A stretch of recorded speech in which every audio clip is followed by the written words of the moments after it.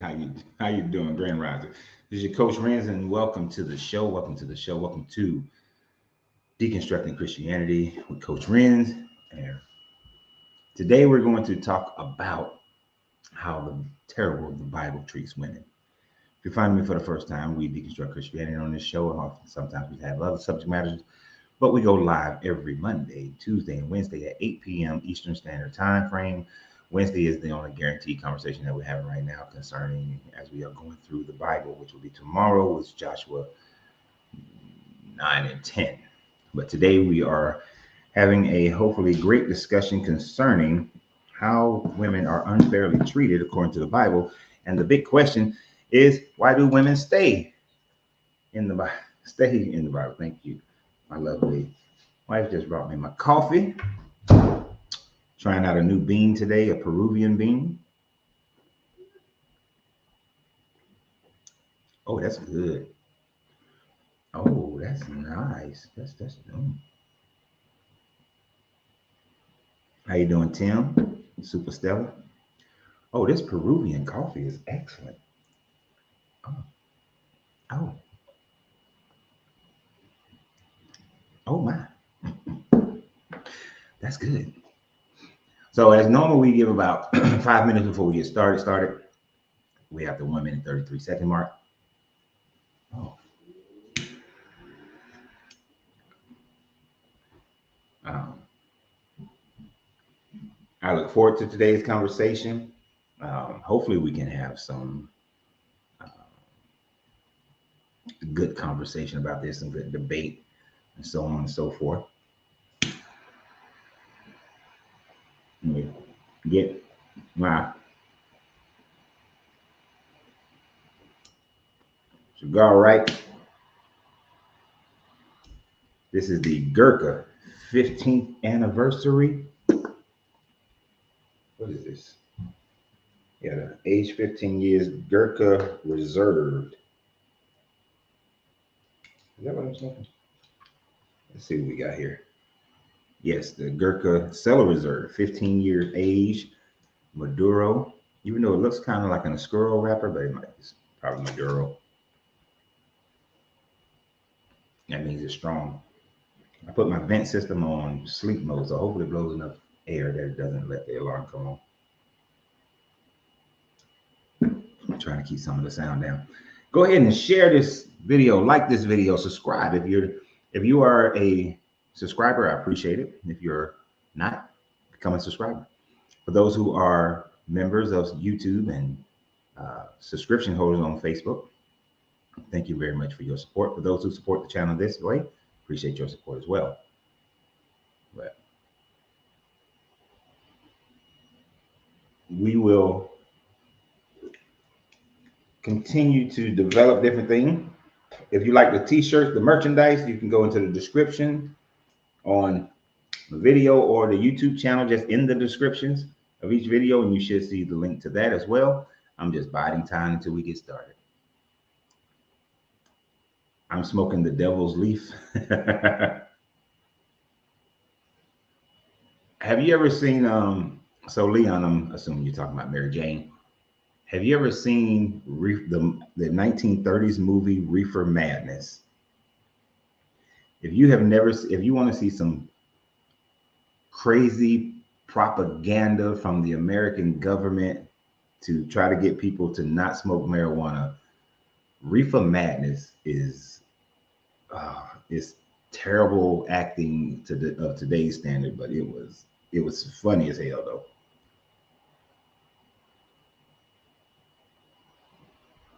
So I do. That is interesting thing to watch. The antics, the how they perceive reefer was. They literally said that that marijuana was worse than heroin. Can you imagine? That's what they were saying. Mm-mm-mm.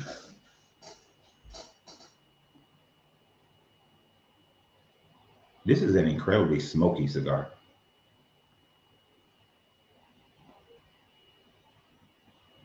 Mm. Okay, a little oaky. Got a little cocoa. A little pepper, a little dry fruit. Okay, it's pretty nice. Pretty nice. So,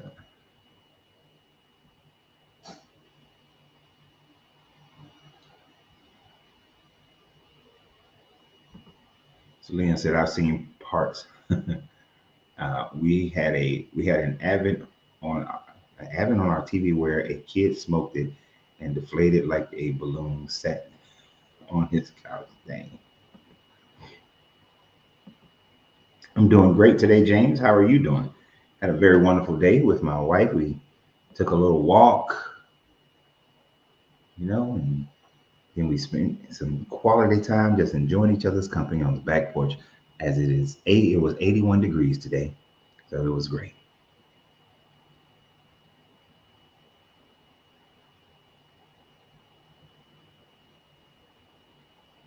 I'm not going to put that up there, Tim.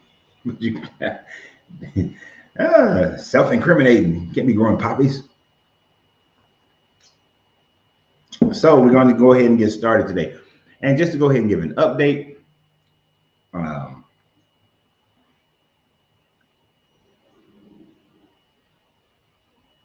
my shoulder still hurts. For those who was on the channel last night, Pedro said he was going to use his powers to heal my shoulder, but my shoulder still hurts. I see some people popping in right now. And yeah, you enjoy that. I enjoy the herb. Doing okay, just at work trying to make some money. Hey, I understand that, James. So tonight's conversation, and hopefully it's a good conversation. I expect it to be nothing but fantastic, is the terrible treatment that women receive based on the Bible. Not only how society has utilized the Bible to treat women terribly, but how the Bible in itself paints a picture where women today got it great compared to how women in the Bible were treated. And I've always been amazed.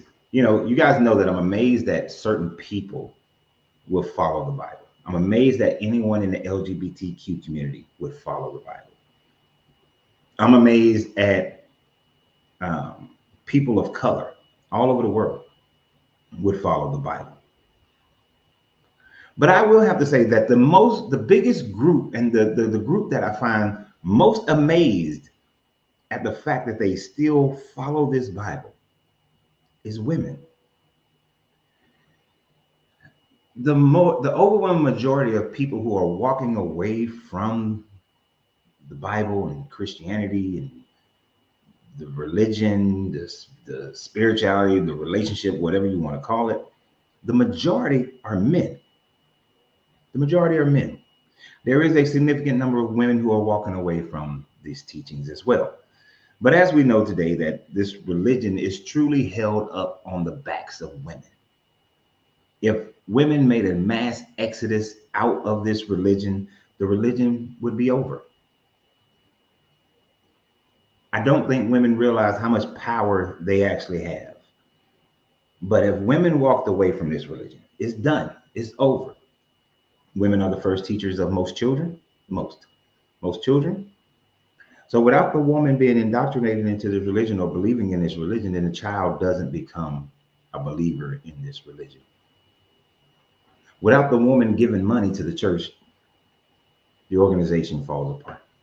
And all these organizations require money, whether it's from the biggest Catholic church to the smallest Baptist church or non-denominational church in a strip mall or in someone's garage. They all require money. Women are the biggest donors to these churches. Women are the biggest ones to give their time to the churches. Yet, women are the most despised in the Bible. Women are treated more unfairly than anyone else. You see, if you're a part of the LGBTQ community, the Bible just merely says that, a man sleeping with another man as he would a woman is an abomination. It just says that activity that you're participating in is an abomination. That's just one thing. If you are a person of color or a person who has grown up in a country that was colonized, or you are in a country where the kingship decided what religion the people were going to be and oppressed them in order to become part of that religion, then in some countries, say like Scotland and Ireland and England and France and Germany, that type of oppression doesn't affect you anymore because the culture has changed. But if you are from Africa, Cambodia, America, South America, Pacific Islanders, the stigma of the oppression that was imposed upon your ancestors is still there. The oppression enforced into this religion is still there. The separation is still there. The ideas of slavery, although they have affected everyone, every culture, the ideas of slavery have still affected those of color more so than anybody else. So they should want out of this religion. But yet it is women who has faced down almost all of it. Women have been enslaved. Women have been forced to marry. Women have been, their control of childbirthing is taken over by this Bible and the culture of it. Women's ability to own land. Women have been, in so many different angles, put down by this book. Yet women are the biggest supporters.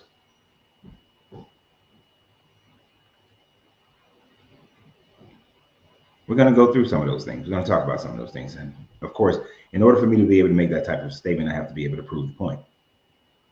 So in order to prove the point, we're going to start at the very beginning. The very first man and woman, supposedly according to this Bible, that ever came. Nope, let's go even before that. Let's go before that. Before that, actually.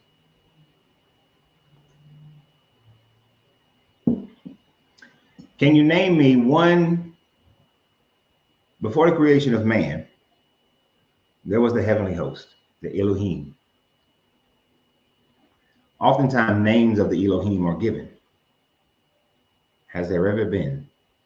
Is there a name of a female Elohim? Is they don't even get credit. It is always said the B'nai Elohim. The B'nai Elohim is what? Sons of God. There are no daughters of God as far as the heavenly host is concerned. There is Raphael, Samael, Azazel, there's Michael, there's Gabriel. There's all the men. No women angels.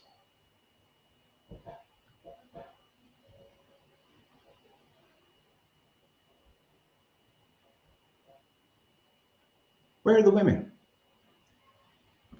Where are the women angels? What did you say, D'Angelo?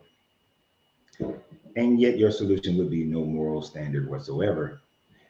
See, like when did I say that there would be no moral standard? Where that argument is ridiculous. You would then suggest that there was no moral standard in societies that didn't believe in your God. They had moral standards. Long before your God, there were moral standards.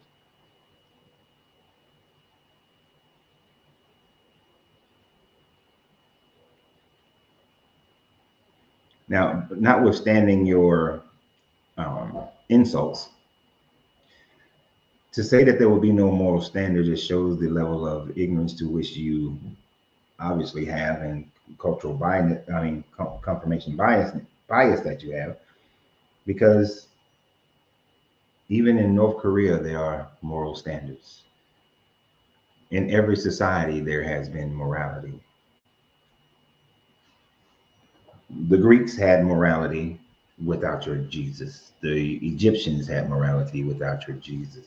The people of Kush and Punt had morality without your Jesus. The Taino people were minding their own damn business over here on the islands in the Caribbean, and they had morality without some European bringing them their morality. To say that there would, without this God, there would be no morality just shows the level of, or the lack of understanding that you have.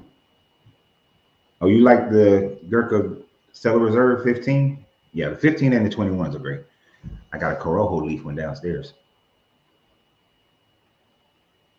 Yes, heaven is a meat fest.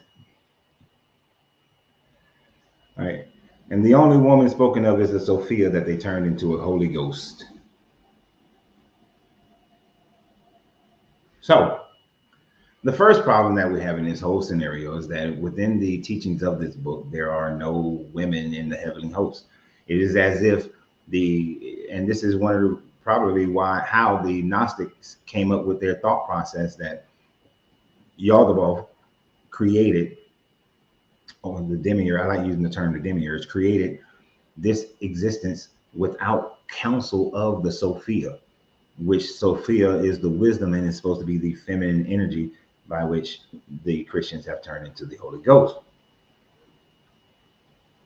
This Peruvian coffee is excellent. Oh my gosh. So, there are no feminine aspects to this story in the beginning. And then we do get to the creation of man. And in the creation of man, the first thing and the only thing that this guy was originally interested in creating was a woman. Was Adam, was a man. Masculinity going wild. And then when he saw that he could brought every animal to Adam and not one could be found to be a helpmeet, which seems to be bestiality, because certainly if a dog came up there, he had his man's best friend. But yes, Peruvian coffee. We found some Peruvian coffee beans, and we got the whole grinder, and we coffee bougie in this house. It is excellent. So Adam is then put to sleep, and a woman is made out of his rib. So a clone is made of Adam, but with the feminine energy, and Eve is created. Eve doesn't get the attention of this guy. God doesn't come into Eve, talk to Eve. He just expects Adam to tell her what the rules are. And instead of this guy ensuring that Adam is conveying the rules correctly, the understanding of it correctly, no, he just allows for the middleman, Adam, to tell her what to do instead of this guy coming to tell Eve what to do, to give her some face time, but no face time for Eve. So Eve is supposedly deceived by this serpent, and she eats the fruit, and Adam's sitting up there because he was getting that good Eve poom poom, did not stop and not eat the fruit himself, whatever the fruit may have been, and he consumed it as well. Now, ultimately, Christians and others like to talk about how the man is responsible, the man is the leader, the man. But then, as soon as this guy came strolling in the garden in the cool of the day, spoke to Adam, what did Adam say? That woman you gave me. Such leadership, such is the leadership of men, that the first thing that Adam did was blame the woman. I'm blaming you, God, for this woman that you gave me. So I'm blaming God, and I'm blaming the woman. You gave it to me. I was in the garden, minding my own business, me and the animals, did a little bestiality, but none of them could reproduce. But we was here chilling, and you decided to take one of my ribs and create this woman. She got deceived by the serpent. And even in your New Testament, it always talks about how first Eve was deceived by the serpent and not the man. And that's why women are to be under the thumb of a man. So this God is pissed. Adam shows no loyalty towards this woman, right? Adam was a snitch.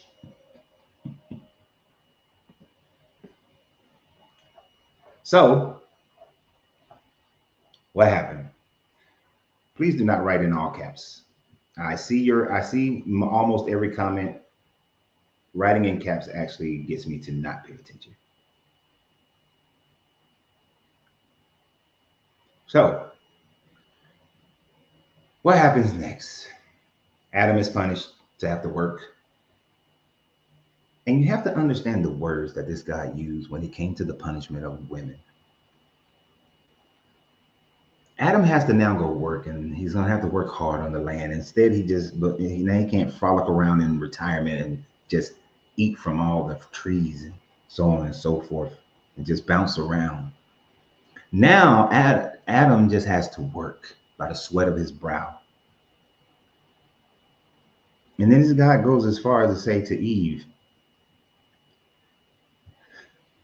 that you will be redeemed in the pain of childbirth.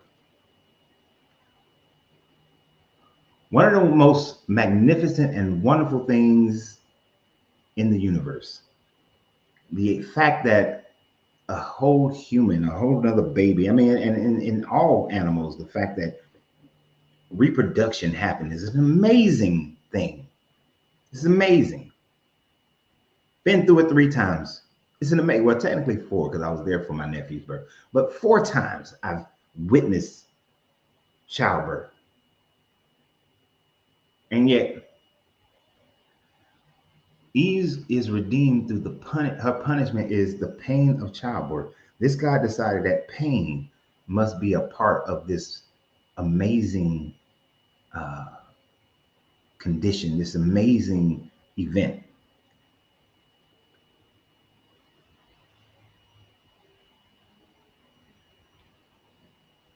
And yet, so Adam wasn't the leader. He just did everything God told him to do. No, he right. He was just okay, whatever. All right. But of course, the writers of this book have to blame women, because at the time frame that this book is being written, women are considered property. So, of course, that is the idea here.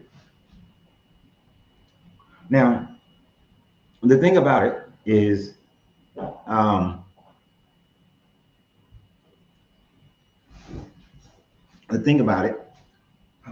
chair's not right, is that, oh, the microphone, I had it.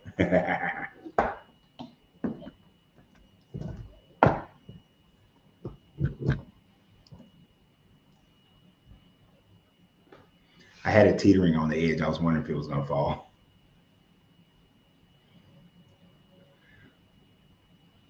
So, right off the bat, the first time that a woman is in existence, according to this Bible, her existence is to be put under the thumb of a man. This guy first, at this time frame, this guy not only said, I'm going to punish you through childbirth, you're going to receive pain, but also that you will be under the rulership of a man. And it's very interesting that the first thing that they write in this book, as far as Genesis is concerned, we know that the oldest, it would appear that Job was the first book written, but when Genesis was written, when they're going to tell their story from the very beginning of how they came into being, that one of the first things that they wanted to make sure you understood is that a woman falls under the authority of a man, that you are to be punished through the pains of childbirth, that you have no rights. That is the first story. And that there are no women angels in heaven. That women aren't angels. They're not seraphims. They're not cherubims. They're absolutely nothing. They're non-existent in this heaven. There are no women. And even when we get to the Kabbalic teachings that brings in Lilith, what do we see? Women are turned, the first woman wanted to be equal to man, and so she was turned into a demon. And she's the mother of all demons.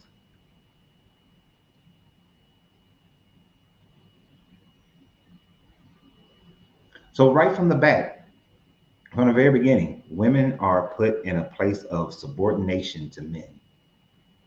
Right off the bat. So, but women still follow this. Women still think that this is right. This is their cross to bear. But even as we go through this, none of the daughters of Adam and Eve are mentioned. After Cain kills Abel, and Cain is given his punishment and goes find a wife out of nowhere, and it just says that Adam and Eve, they had Seth, and then it just said they had many other sons and daughters. 3 sons get mentioned, no daughters get mentioned. The Bible goes out of its way to hardly ever mention the name of a woman unless it is pertinent to the story that deals with a situation with a man. Now, there are plenty of aspects in this Bible that we can point to say, look at how badly they treated women. The only reason women have rights today is not because of this Bible, it is because of culture. So when we go into, no matter, so we can go into and look at Abraham. Abraham pimps his wife 2 times to get gold and silver and slaves. Hagar is forced to be a slave wife of Abraham, and they have Ishmael, and they're kicked out into the desert to die twice. Right? Twice they're kicked out. 2 times. Noah's wife is never mentioned. Don't even know who she is. Don't know nothing about her. Noah's mother, have no idea who she is. Just know about Lamech and his issues with the fact that, of Noah. We never know who these people are. The B'nai Elohim comes down and they just have sex with the daughters of men, and they produce the Nephilim.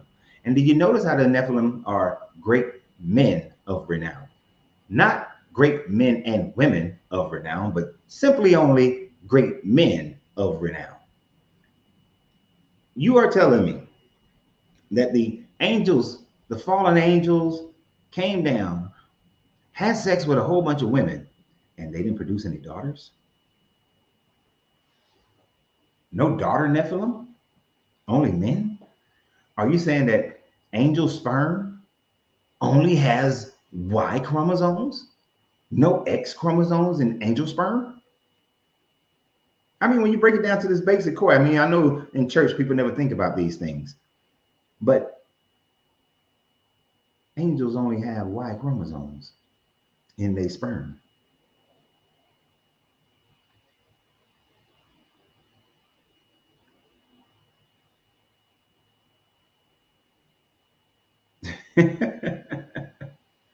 I'm sorry, I got a little distracted. I always find it interesting when y'all like to say, oh, he's teaching what the Christianity teaches, not what the law of God teaches. So everything I just said is what your Bible says. You see, the problem with a lot of y'all is that y'all have your own denominational interpretations of this book, and you believe that your denominational interpretation of this book is the only correct understanding of this book when reading the exact same things. So how is it a Christian teaching compared to a law of God teaching when the woman was punished through the pain of childbirth? Where's the difference? That there are no female Nephilim are mentioned. That Sarah, Abraham's half sister, is pimped out by Abraham to the Pharaoh of Egypt and to the Pharaoh and to King Abimelech, and they get a whole bunch of gold and silver and slaves. Where's the difference? That's just your Bible. I know it's hard for people to understand. As Vincent, I know it's difficult. You have your conscientious bias, your conscientious dissonance, and you have your confirmation bias, and you want this book to be true. But I'm just simply pointing out the facts of your book. But I appreciate you being here. It's always nice to have the opposing viewpoints. But as we continue.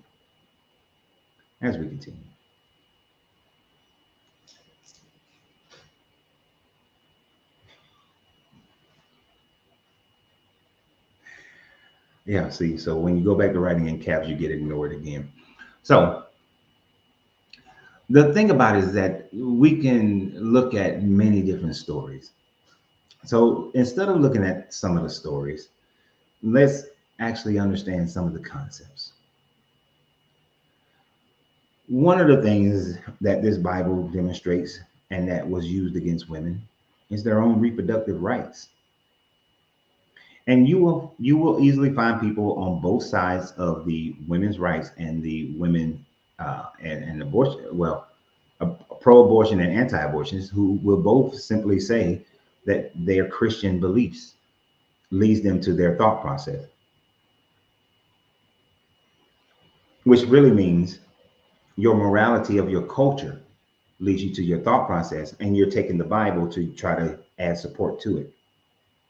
right? It has absolutely nothing to do with your Bible. But if we actually look at what the Bible says and what the Bible teaches concerning it, there are cases where a child's life has value, and there are cases, more cases, where the child's life have no value. We can easily start and look at all the opportunities that these supposedly Hebrew people came through, and they conquered the people in Jericho. They conquered the people in Ai. They conquered the Amorites, and they conquered the Perizzites and the Hebusites and all the other ites. And in 99% of the time, what is the order? The order is kill the men, kill the women who have known a man. In some cases, it's kill all the women. In others, it's only kill those who have known a man. Kill all the old people and kill all the young ones. Now, the only time there's a difference between killing babies and not killing babies is when they say, but take the young women who have not known a man as your wives. So when the population of the Hebrew people were in need of some wives, we don't kill the babies. We don't kill the young virgin girls. We keep them alive. But when we are coming across the River Jordan, 2 million plus, we don't need any new, let's just kill them all. Kill them all. So there is no need. So in that instance, this Bible does not cherish life, does not cherish the life of a baby. In Judges, you find a lot of things in there that demonstrates how messed up it is. In Judges, it talks about the fact that if a pregnant woman if a woman is pregnant and two men are fighting, if they injure the woman and the baby dies, and only the baby dies, then you just pay some silver. But if you injure the woman and the baby die, then the man must be killed. That's when you kill the man. So the life of a baby that is killed is worth 50 pieces of silver. Yet the life of the baby producing machine is worth your life. So the Bible demonstrates that before a baby is born, then the baby is not considered. It has no value. It's not considered life. With a man, you also find this in Judges 9. No, it's not 19, but also in Judges. I think it's around like Judges 26 or somewhere like that, where it talks about that if a man suspects that his wife has been fooling around and she is pregnant by another man, simply take her to the priest, allow them to give her some potion. If she has a miscarriage, then the baby wasn't yours and she should be stoned to death. If she does have a miscarriage, if she doesn't have a miscarriage, then the baby is yours, and now the man must pay penance towards the woman.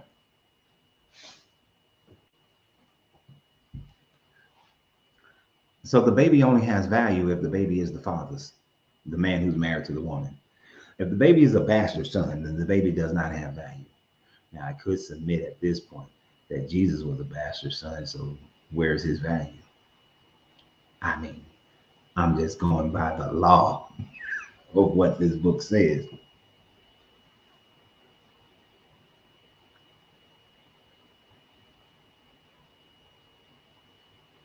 So,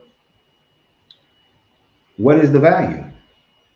How can you place you placing value on the mother, but not placing value on the baby itself, or the value is 50 pieces of silver? The mother who is alive and breathing, she has a greater value than the baby that's inside of her.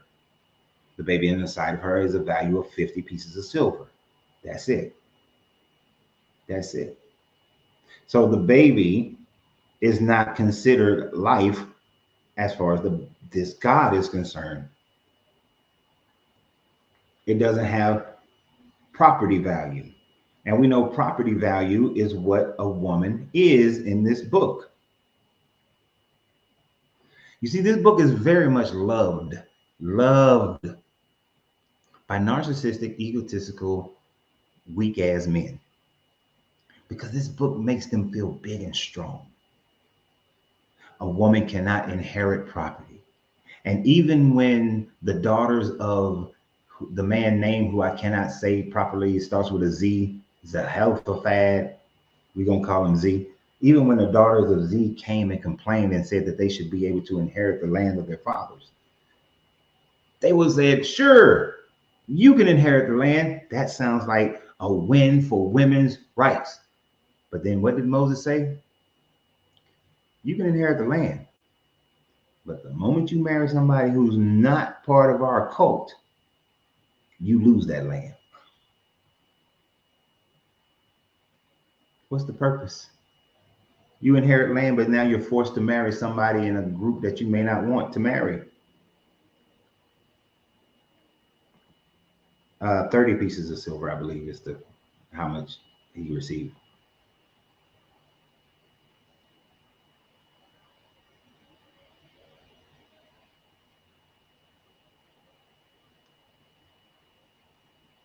So I'm trying to read some of the things that you guys are saying. But these narcissistic men, they love it, especially the Hebrew Israelites. They love this because they get to feel strong. Because they get to say, that it was woman who first disrespected or was disobedient. They get to say that, oh, the woman, the man is the head is the crown for a woman, covers the woman. They love to say that wives submit to your husbands. And of course, the women who follow this book will say, but what does it say? Wives, love your husbands, love your wives like Christ loved the church. And what did he was willing to do? Die for it. Die for the church. Sure, he might be willing to die for you, but he's gonna run your ass your whole life. Why can't, and when it says husbands and wives submit to one another, it's just talking about sex. It's not talking about authority. Before somebody starts typing that.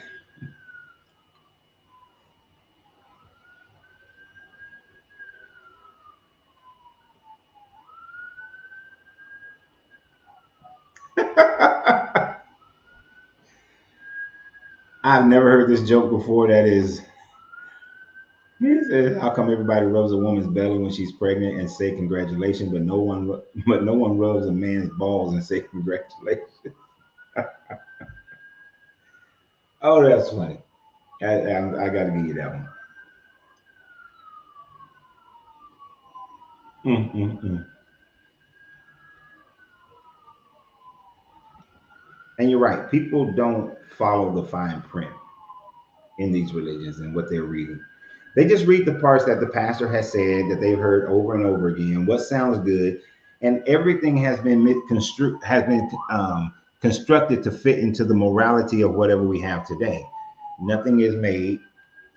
No one is talking about what was meant by the writers at the time when they wrote it, and that's what it should still be.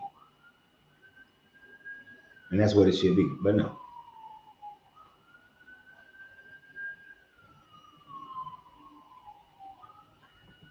Vincent, your Jesus said he come to take not one tittle away from the law, meaning that he didn't come to take anything from the law. You're still supposed to follow the law. But I know that doesn't sit well with you. It didn't sit well with me when I was deconstructing either. Let me rephrase. It didn't sit well with me when I was a Christian. That was a very problematic thing for me. And I tried my best to understand it and keep it.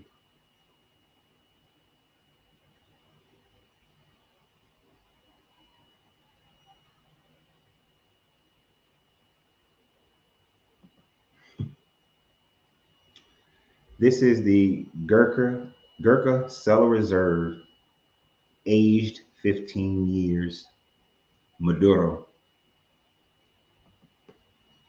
And yes, it's exquisite. And with this Peruvian coffee, hey.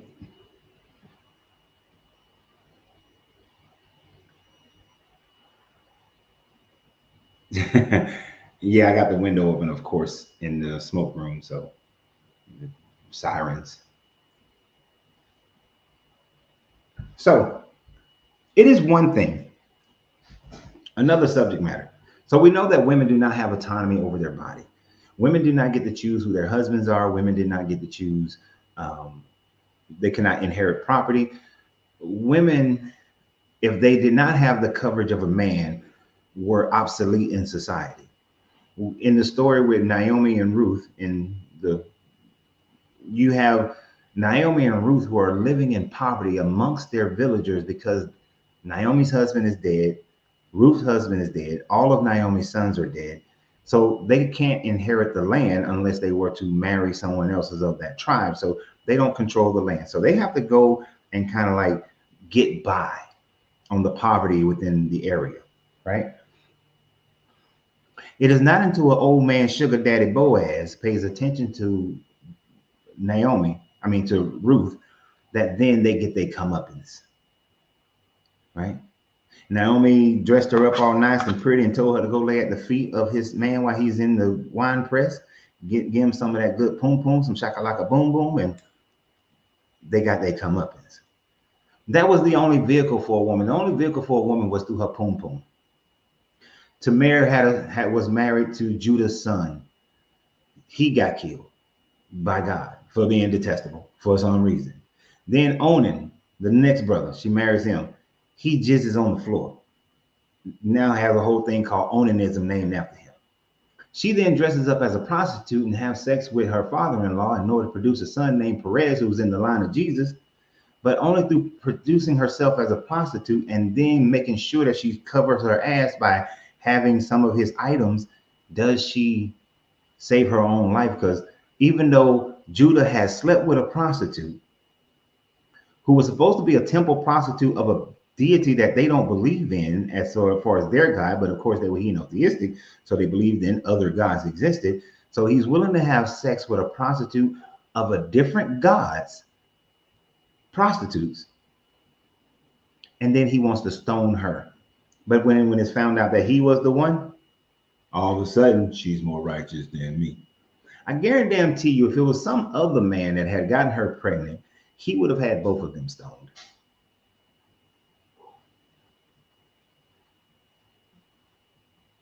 Easily. This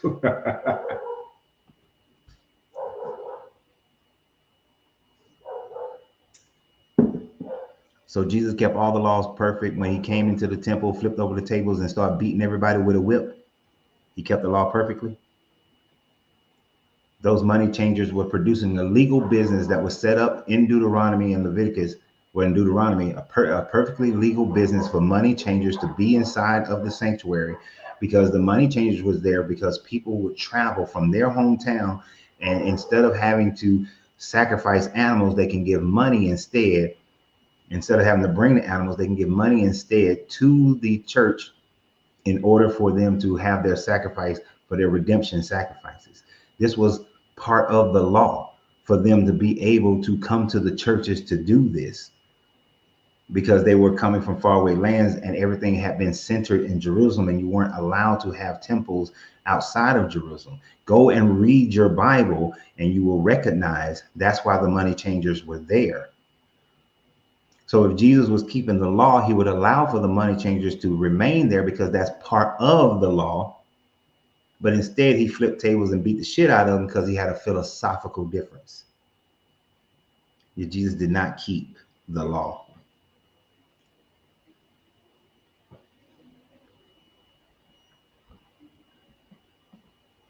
I said when I was a Christian, I kept the law.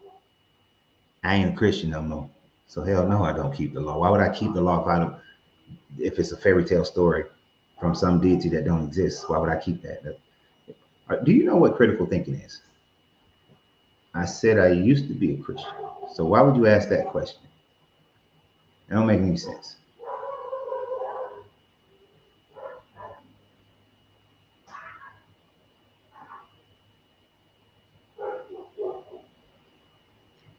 You say they were supposed to be in the outer courts.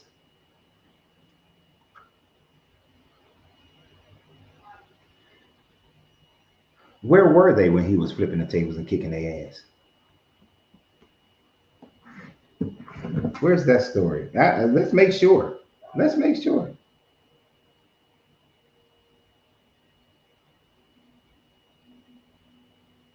Because I don't mind being wrong. Story of Jesus beating people in the church. So I had to say it that way.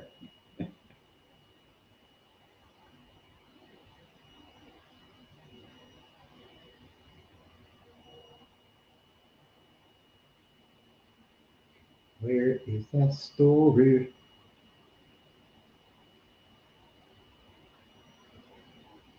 Why is none of these things telling me? I want to know where it's at. All right, here we go. Oh, we have multiple versions of it. Matthew and Mark and so on and so forth. So it says that he entered the temple courts and drove out all who were buying and selling there. So he was in the temple courts. Where's my guy who said that?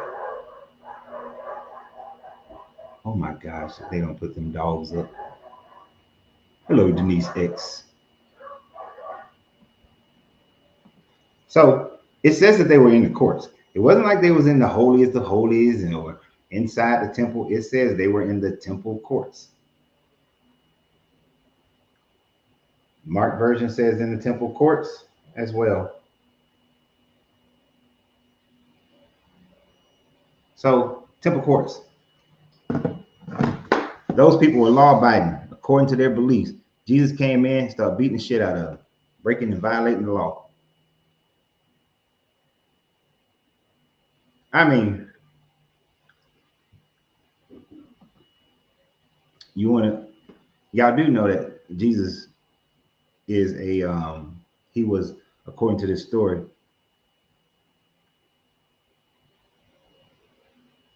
that Jesus also, I don't know about this. That sounds like you're adding some stuff to it. Gentile courts is the outer courts. Like, it just says he was into the temple courts, and that's what they was doing in the temple court. Now, if you've ever seen what those temples looked like back in the day, that's not inside the building. That's like the courtyard in front of it and all around it.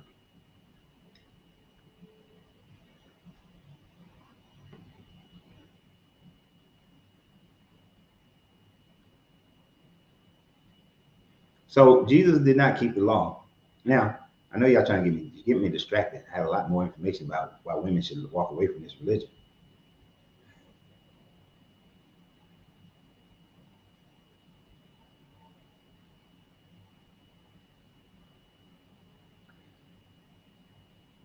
Where does it say they were charging Gentiles for that? Who were exchanging animals for money in the temple courts?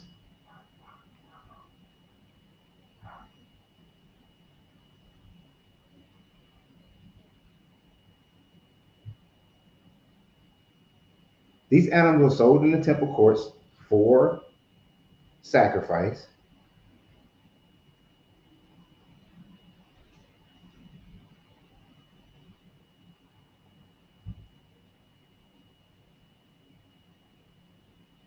And these just say merchants. It doesn't tell you who these merchants were.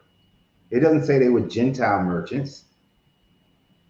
And if you think about if you do the research on that area of time, Rome had a small garrison of Roman soldiers there. There also would have been a small amount of Romans there. The overwhelming majority of people there were Jews, were Hebrews.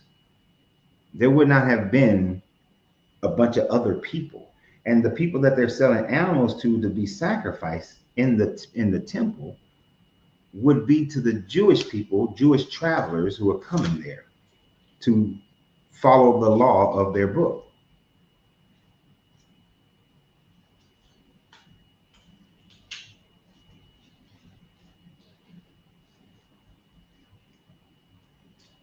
But that's what I'm saying.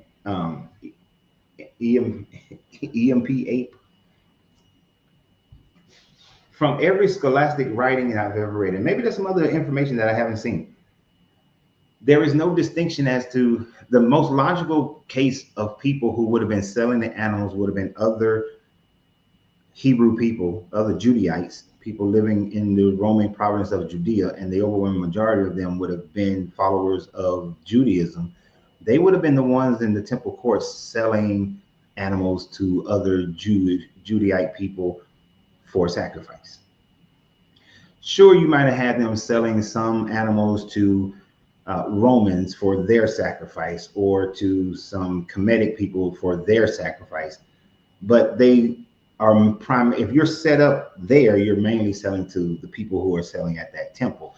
You understand what I'm saying? Like, if I want to go and do a sacrifice to the goddess Juno, and I'm in Judea, I'm not going to go over here to the Jew temple, the Jewish temple, and buy their animals. I'm gonna go to the money changers, the merchants who are in front of the temple of Juno, and buy from them to go sacrifice. Because otherwise, I gotta go all the way over here, get that animal, then go all the way over here to the temple of Juno to sacrifice it.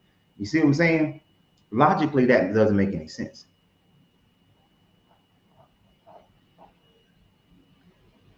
And we even see that today, in today's time. If a Christian church has a pumpkin patch, most Christians in that area gonna go to the church's pumpkin patch and buy their pumpkins for Halloween.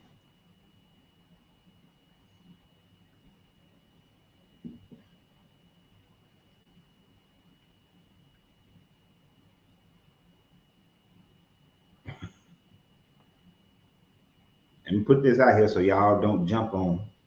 We just having a conversation.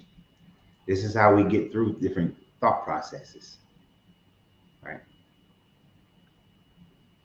But y'all ain't got me distracted. I know it's been an hour already, but y'all ain't supposed to distract me this far in this one. Back to the women, of why women follow this religion. Sex slave wife slavery. You would think that women would not follow this, because how long has it been since women truly been able to choose their mate? I can tell you right now that there was most likely that the overwhelming majority of my grandmother choosing my grandfather was because of the push from her father. It wasn't that my grandfather went and romanced my grandmother's stone. I know that didn't happen. I know for the damn sure that didn't happen.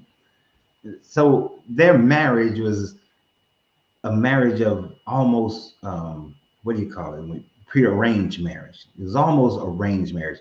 And many people who were born in the 1930s and 40s pretty much wound up in arranged marriages. And you still saw some similarities of that in the 50s and 60s. It's really have been more recent time that women choose who they're going to marry and marry out of love. Most of the time it's been because their father gave them to somebody. Man came and asked the father for permission, and we still somewhat do that today, although it's not as hard-coded as it was, but men relatively still do that today, where we ask the father for their daughter. Where does that come from? It comes from this Bible. It comes from the cultures of back in the day. And it's not only the Bible that did this, but we focus on the Bible on this channel. But women did not have the autonomy to say that I want to marry this person. Sarai didn't have the autonomy to say I want to marry Abraham. Yeah, I want to marry my half brother. You know, we don't see where Leah or Rachel made the decision to marry Jacob. It's not there.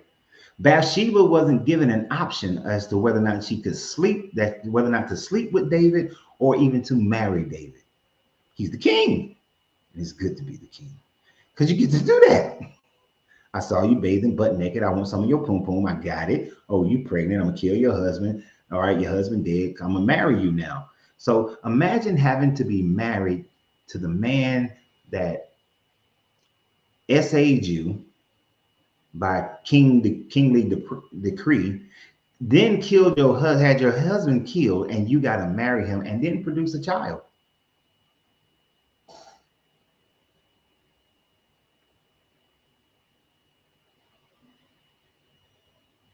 didn't have to produce a child and be his wife.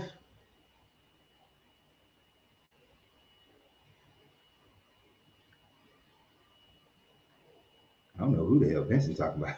Nobody's admitting their guilt. What do you, I'm sorry, y'all. This I, I hope he's talking to somebody else. That's hilarious to me. If anybody should be admitting their guilt, it should be this God. The guilt that this woman has put in the suffering of women. Exactly, Evelyn. Women suffer a lot in this life, and one of the main reasons women suffer.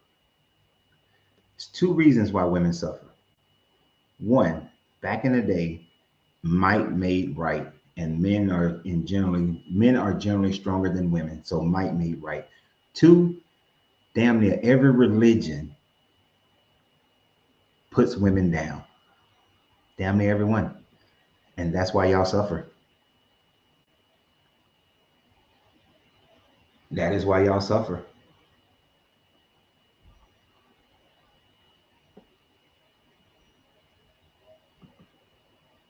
That's one. And ladies, look how he mansplains for y'all. That's mansplaining, my guy. I like you. You cool. This will likely to prevent single mother homes we see today and whoredom. Come on, bro. That's what men use to hold women down. That's what they do in some of these Arab countries when they cut off a woman's clit to say that we're keeping them from becoming hoes. That's some bullshit. That's bullshit. And it shows that men can support a woman and a family. Do you realize that's more tied up with economics and the government structure and the economic structure? It has nothing to do with being a man or a woman. So let me ask you a question. If a woman is a neurosurgeon, can she support a family? And isn't it amazing that a woman can do anything that a man can do to make money? If they can do it today, why couldn't they have done it back then? You telling me a woman could not have owned property and ran a farm and had workers and paid them and did everything that a man did? If a woman can do that today, a woman could have ran a farm 2,000, 3,000 years ago.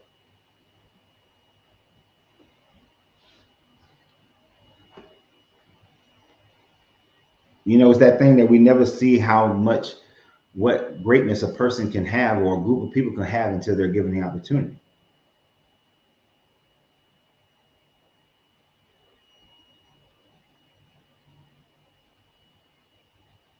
What?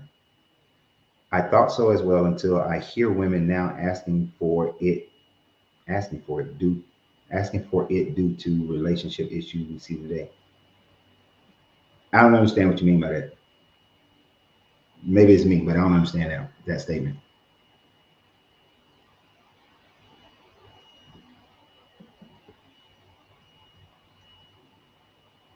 Because let me put it this way. A lot of women have a screwed up idea of relationships because they believe in this Bible. Now I want you to think about that for a second.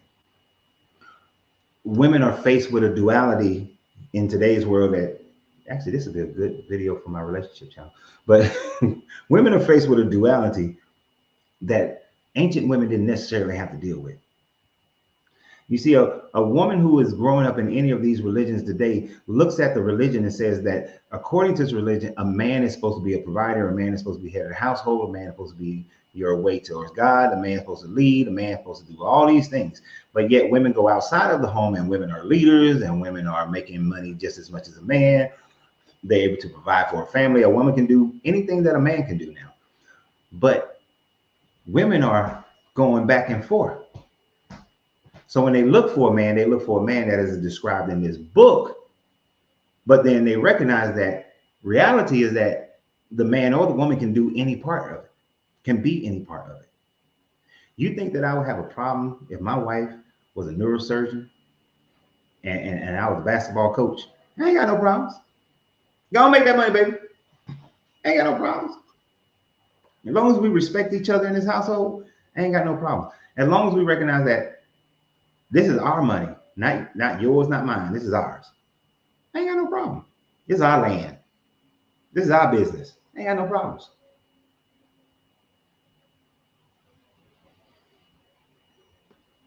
But see, when women are stuck on this book,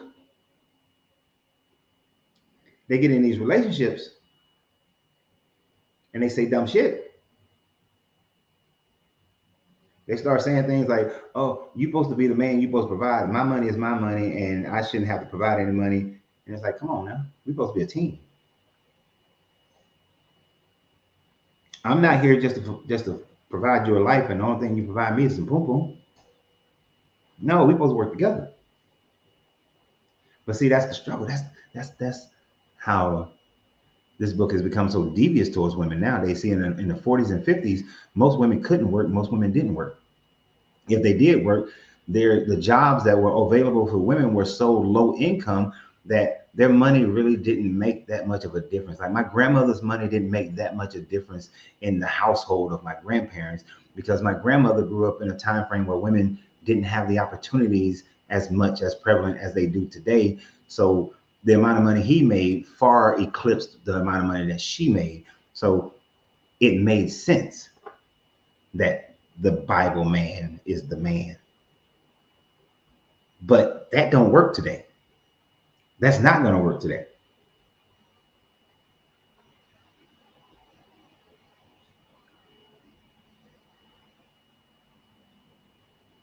Not going to work. You know, a lot of them are mad about this right now, Heal, because now the what? See, and this is how our society has progressed. Now, in most states, however much money the wife makes, the mother makes, is accounted for the child support worksheet. It is not only based on the man's work. Okay, you thought the same, but women are choosing just as bad as men with the freedom. And without the safety we have today, the issue would be horrific. So you're saying the Bible is the safety? And women shouldn't have the choice of who they marry because some women make bad decisions. You think the only reason some of those decisions back in the day didn't look bad is because the man used to beat his wife. The woman didn't have a recourse of divorce. The woman didn't have the recourse of finances. So the woman stayed in abusive situations. The woman stayed in situations where the husband has a whole nother family over here. The woman was trapped in a marriage. Even when you look at this Bible, they're having a baby race with Jacob, Leah, and Rachel because of trying to win Jacob's love. And when the Rachel can't produce children initially, she has her slave wife, her slave, marry her husband and produce children and claim those children as her own. And then Leah goes and does the same thing and have the slave produce children with her husband. And the husband is just like, shit, I get to bang 4 different women. He's just living life fantastic.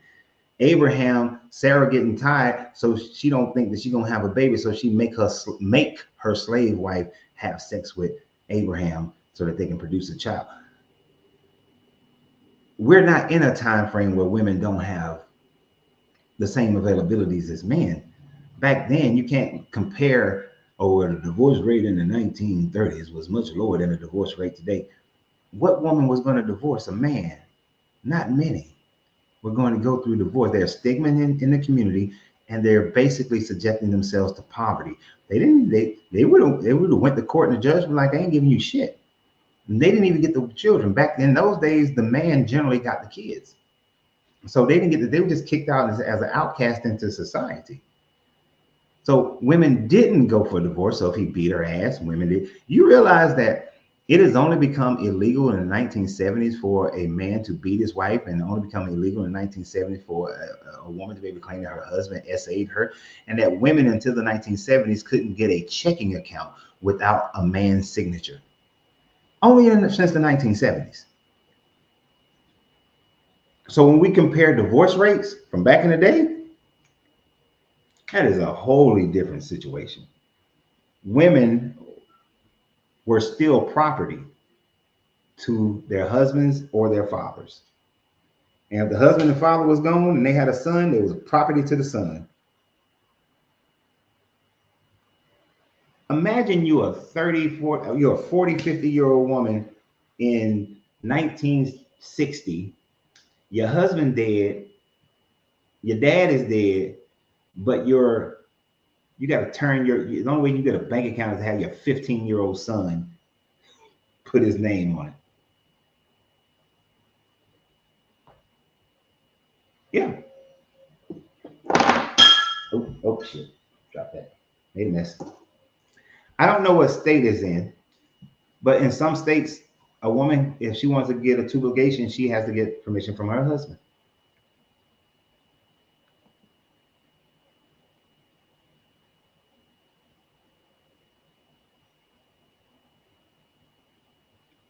This Bible has done nothing but put women down and subject women to the most horrid situations.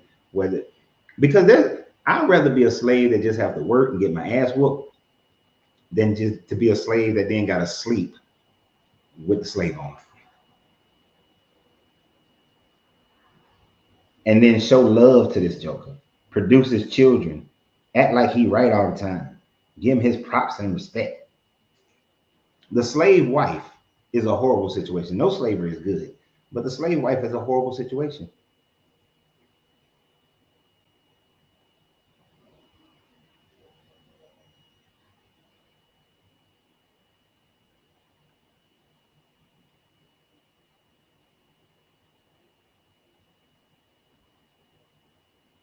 Now you yelling this out. Deconstruction zone. I don't know what are you deconstructing? But women are property to God, not people. In what Bible are you talking about? What Bible is that? That the woman was not property to the husband?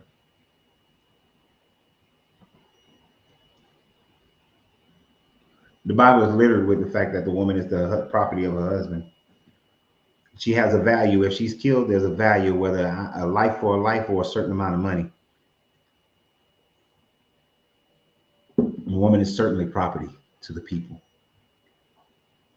Could a woman just marry any? Could Rachel and Leah have told their father, "No, I'm not marrying him"? Hell no, because they property.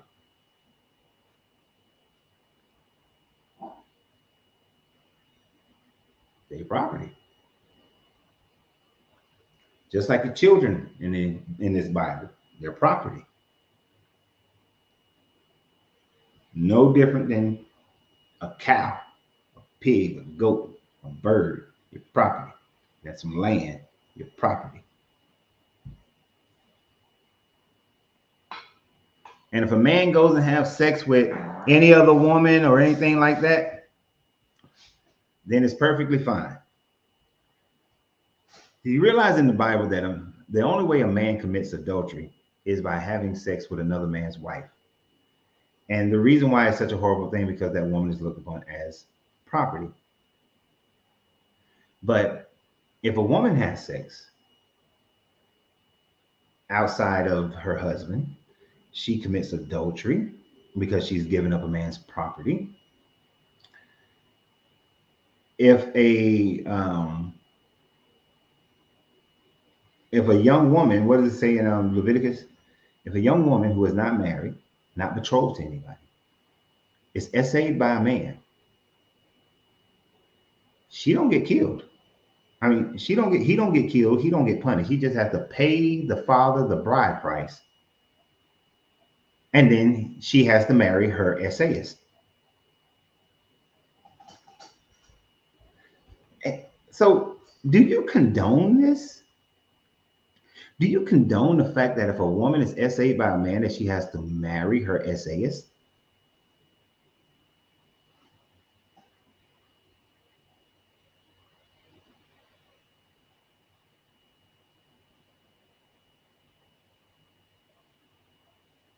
I really want to know because because basically what you're saying, if your daughter is essayed by a man, you're going to force your daughter to marry her essayist?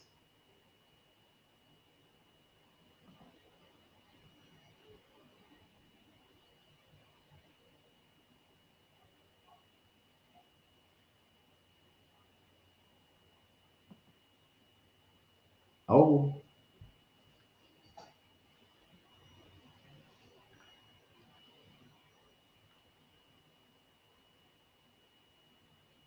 hmm. I understand why it was instituted. It was instituted because the daughter is the property of the father, and now that this man has had sex with the daughter, her value has gone, and no other man is going to want to marry her because they all want a virgin. So you're saying that it's okay for that she has to marry him? No, sir. No, sir. Don't try this. Don't try that. Don't. No. No. No. No. No. No. No. No. That's if a man have sexually assaults a woman who is betrothed to another man. He's put to death. And the woman is only put to death if she doesn't cry out or she's outside the city. But no, sir. See, what y'all like to do, what people like to do is to take one iteration of it and make that the whole, but not realizing there's different scenarios to this thing.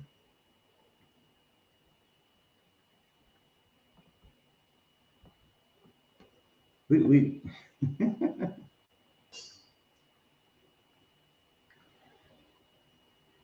if a man sexually assaults a woman, she has to marry her essayist in the Bible.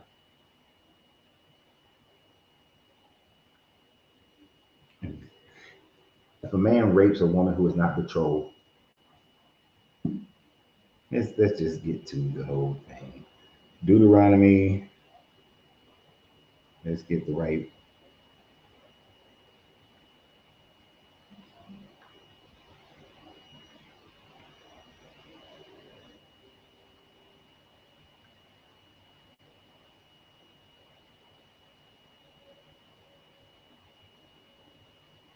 All right. So the part that you're talking about is Deuteronomy 22.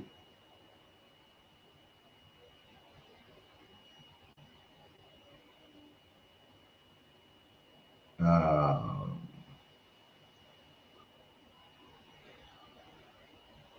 Deuteronomy 22, verse 23. If a man happens to meet in town a virgin, pledged to be married, and he sleeps with her, you shall take both of them to the gates of that town and stone them to death.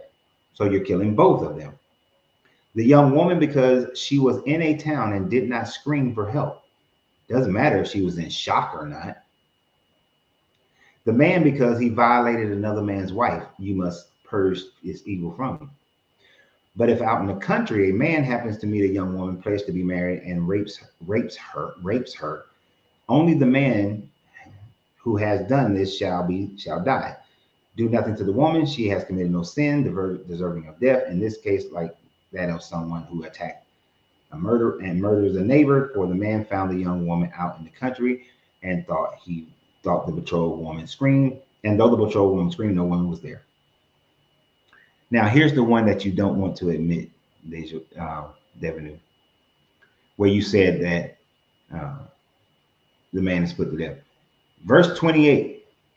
If a man happens to meet a virgin who is not pledged to be married and rapes her, and they are discovered, he shall pay her father 50 shekels of silver. He must marry the young woman, for he has violated her. He can never divorce her as long as he lives.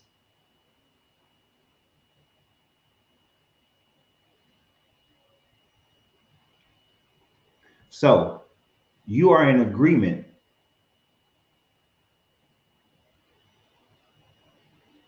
No, no, no. See, you are in agreement with if a young virgin who is not betrothed, you got a daughter.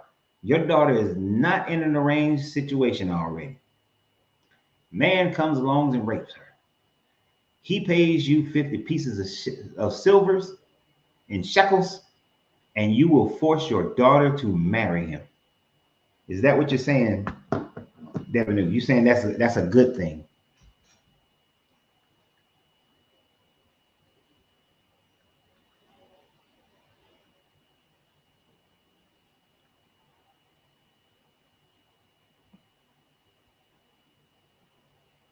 Yeah.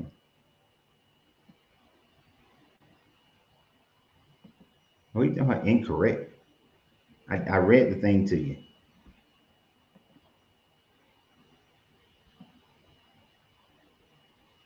What up, Marcus?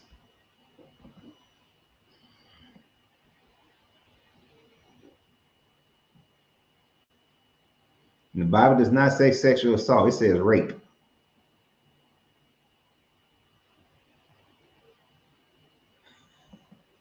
Okay, wait, correct. So that's consensual sex, and that society says whorenam is bad, so it's forcing the marriage on them.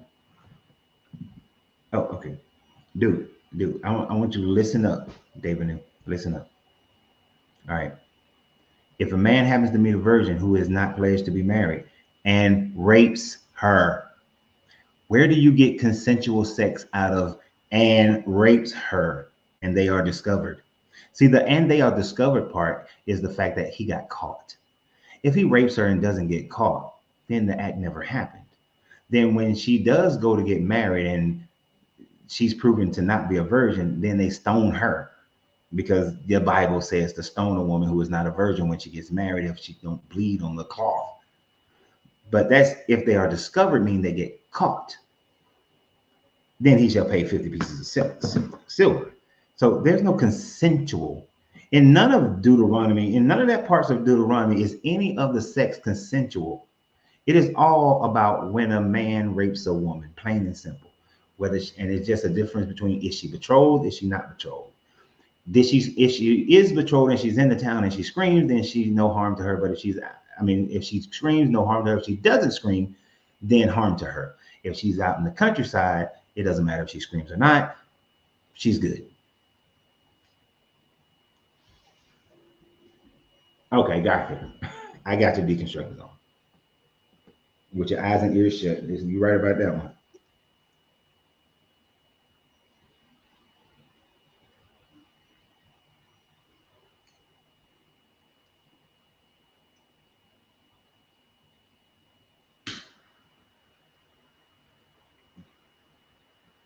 So, Devin, are you still going to contend that that was some consensual sex? That Deuteronomy 22 is talking about consensual sex?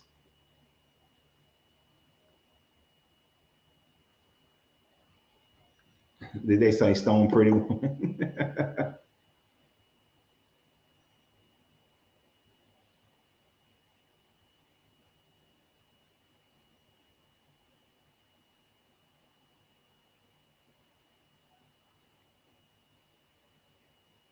Dude, are you okay? I'm about to lose patience with you.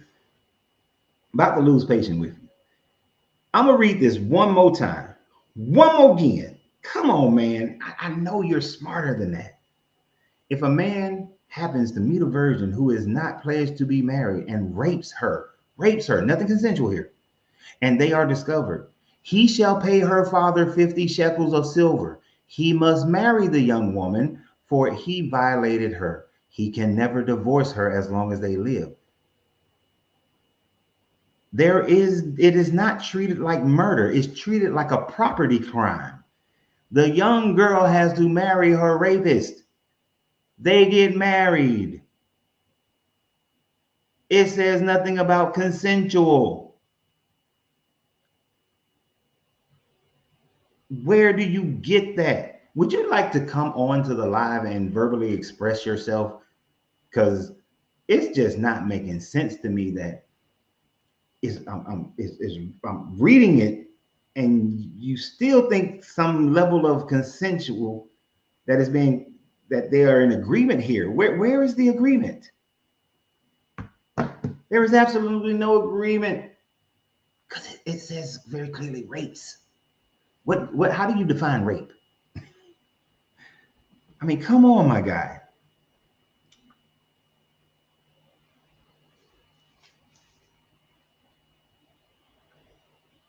Wait a minute, who are you anyway?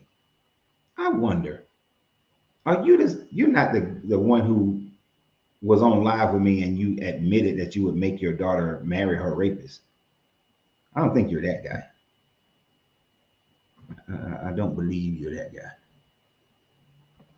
Because I've had this discussion before with a young man, and he finally admitted that he would make his daughter marry her rapist.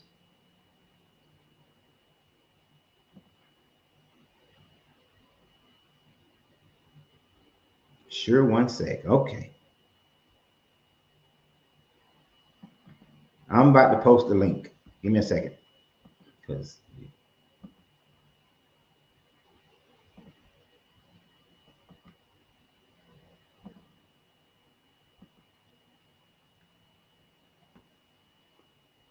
there's the link.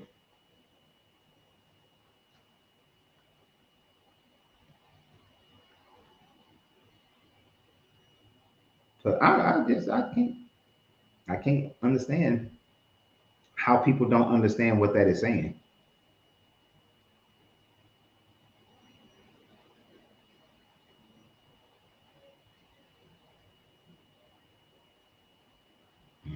Right. And that's exactly right. When the woman who supposedly committed adultery in the Jesus story, which is an additional story that wasn't in the original text in John, she's supposed to be murdered. But, you know, if it's the other way around, it's a totally different story. This book is all about dudes.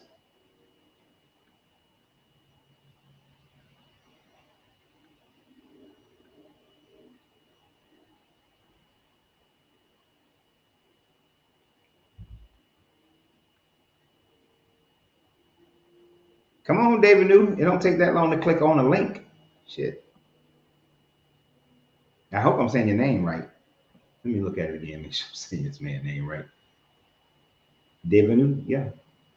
Oh, Devo? I don't know. Javier. All right. Hold on.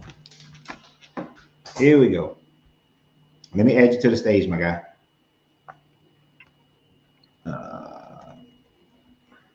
Let me turn the volume all the way up, make sure everybody can hear you. You're on. Testing. Can you hear me? Yep, loud and clear. All right. So little bit of misunderstanding because of chat, I guess, lagging. Okay. So the Deuteronomy that you have posted just is describing all sex types before marriage. I do agree with you with the property type, but they're having either consensual sex before marriage or the unconsensual, which is the one that's treated like the murder.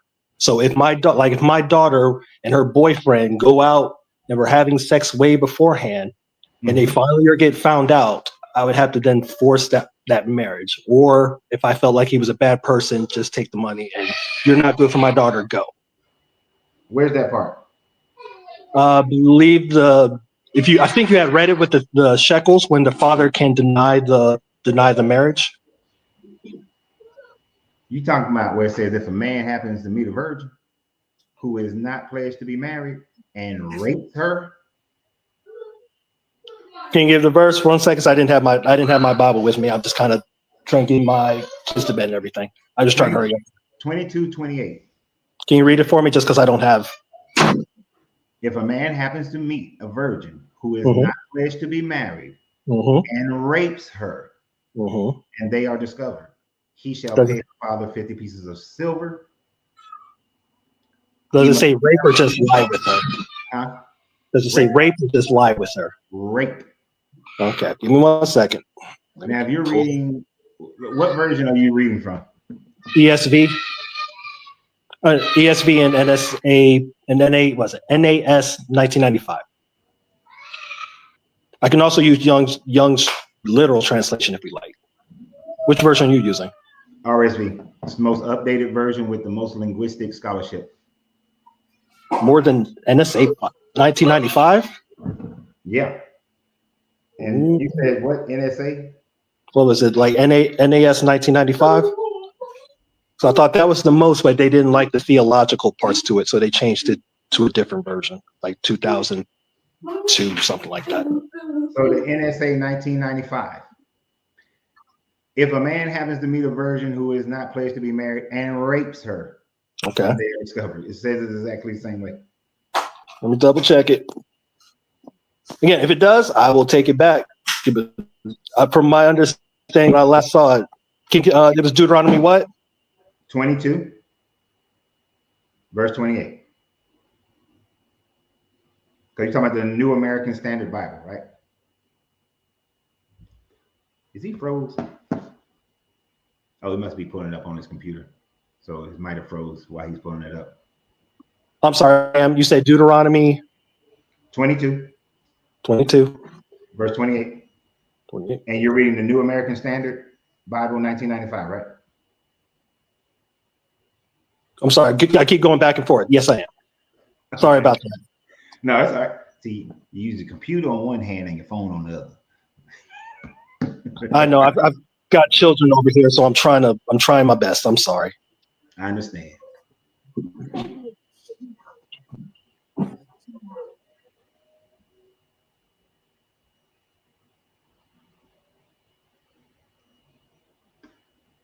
We gotta let him go back and forth. Verse 25 says only the man shall die. Verse 25 is talking about a totally different situation. But if a man in the field, okay, but I'm sorry, man, this is terrible. But from what I can see, it says, but in the man if a field lies with her, enforces her, then only the man who lies with her shall die. Verse 28. Oh, 28. I'm sorry. I thought you said 25. My bad. I'm sorry. My bad. Okay. I figured that might have been the issue. 28.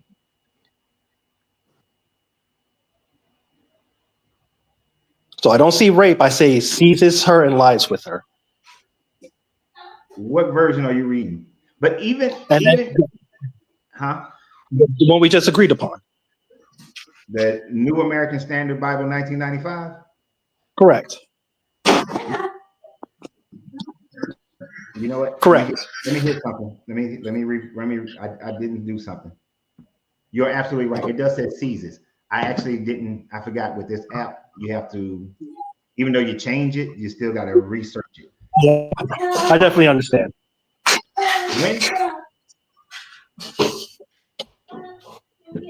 What does the word seizing someone mean? Grabs her, takes hold. Right. No, but not just grab and take hold. When you seize something, if the government came in your house right now and seized your children because they thought you were Haitians and they were going to deport your ass, do they just grab and take hold lightly, gently, caressingly? Oh no, kind of forcefully, but not right in the thing, but not in race. Just like when you're like deep in passion, and like you might hear someone, oh, I want you to be a little bit rough. Come on, man. Come on. Wait. The one of the verse says force. What's the difference between force and seize? Because they use different words. Now, maybe, no. 1 second. Let me make a possible concession because I don't know the Hebrew there. Do they use different Hebrew words? This is why the RSV has it as rape. Normally I would as rape. To seize someone has never in literature does not mean to be nice and gentle.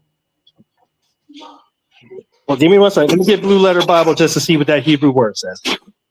And again, I could be wrong, and I will, again, if I'm wrong, I got to take that with it. But I always will admit wrong when I seize. What is the Hebrew word for seize?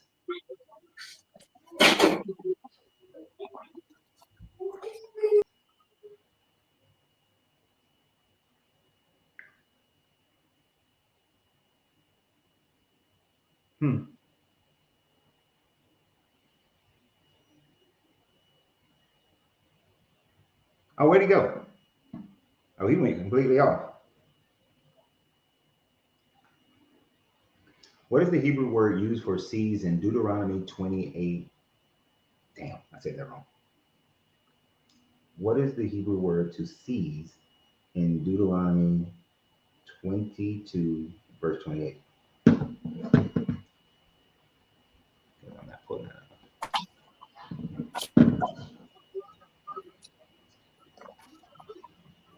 Sorry about that. Trying to go between the apps, it kicked me out. It's all right. What so what was the word that was used there? I'm almost there. 1 second. I'm sorry. Let's see. Deuteronomy 20. What's that? 28. 28. Yep. So 28. Damsel virgin, which is not betrothed. If a man lay hold, so tepas. You said TAPAS. and what does that word mean? You said tapas? Yeah. TAPHAS. So, Tofas is how it says. And it says Strong's definition, a primitive root to manipulate, to seize, cheaply to capture, wield, specifically to overlay, figuratively to use unwarrantably, to catch, to handle lightly, to hold, to stop, to surely surprise, and to take. And you see that as being consensual. And even though Strong's is, I would have rather you use Vines before you use Strong's, but Strong's and Vines are kind of worthless. But even in that definition, it's by force. Do you see where even in that definition it's by force? In some I can see it, in some I don't. Because again, the five that it have is to take, taken, handle, hold, catch, and surprise. Now, again, with my thing, and again, I could be wrong. Let me go to that one up that says force. If it's a different word, then I have to then consider the same. So what was that? 22 has the force? 22. Okay, 22. Let me get back to it. Sorry about that.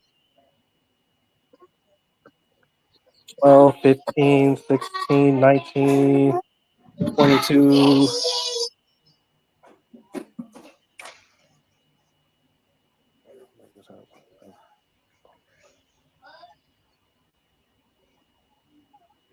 And was 22 was the one that says just the man dies? Yeah, depends on if she screams out and if she screams and she's in town. Yeah, that one. What verse is that one? Shit, I don't have it on my screen right now. Let me see if I can bring it back up.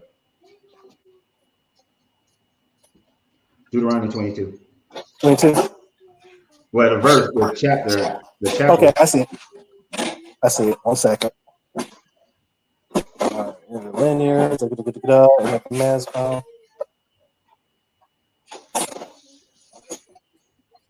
So, do you? I don't see the same word in this verse. Psychotis, and they both die. I'm not seeing Tawas in the same verse. In 22. Hey, boy. No, you're not going to see it in 22 because that's not the situation. Oh, yeah. I'm sorry. I'm trying to find the one that says and the man forces himself on her. 23. Oh, that's 23. I'm sorry. Thank you. Yeah, 23. Meets in the city and lies with her. Then, well, let me see. Hold on. 23 is not really the same situation, but what did it say?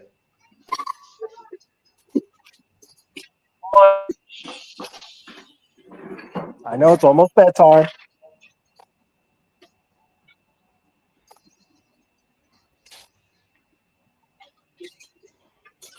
Oh, here we go. And found her in the field.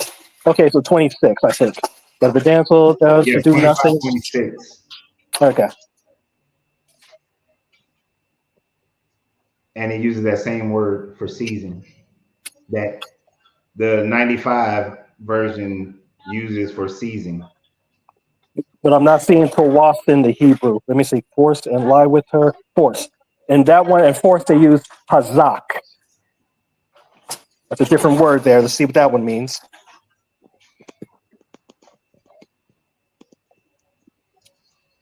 Yeah, move down. No. Can you still hear me? I can hear you. Okay. So hazak. Primitive root to fasten upon, hence to seize, be strong, be obstinate, to bind, restrain, conquer, amend, And then the or the more simpler words they put is strong, hold, strengthen, harden, prevail, caught, stronger hold. So it seems like that's a stronger sense of the word. So if I'm understanding you correctly, what you're saying is that although both words can be utilized to, one word definitely you're saying is rape. The other word you're saying could be either or. Now, you're only saying either or. I'm sorry, I could. I'm sorry, you were breaking up really bad. I couldn't hear you.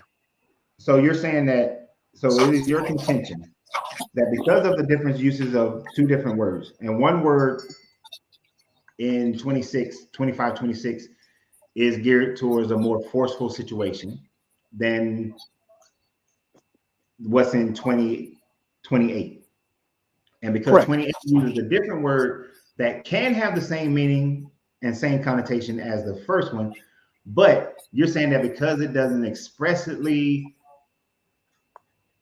because because it's not being used, because you can change that one and say handle, which you can then in your mind think just some passion, or to take, even though it says take, even though it says force, grab, because it's a different word, you're going to say that it's possible that that they were consensual. Well, that's the reason we have different points of words. Is it True. not? It is. It is one of the reasons why we have different points of words. You're absolutely right about that. So in the context of it, one seems like, hey, one is going against her will, the other one is not. Again, if I'm wrong, but if that is the case, one is going against the will, aka rape, one is the other. It's just kind of being found out. They're holding each other. I'm seizing her. I'm holding her tight.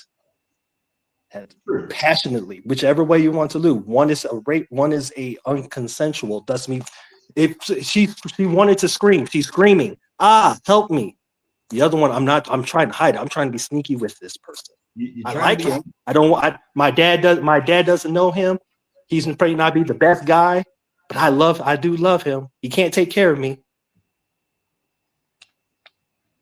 Again, that's my only thing is between the things of rape. And again, my point is,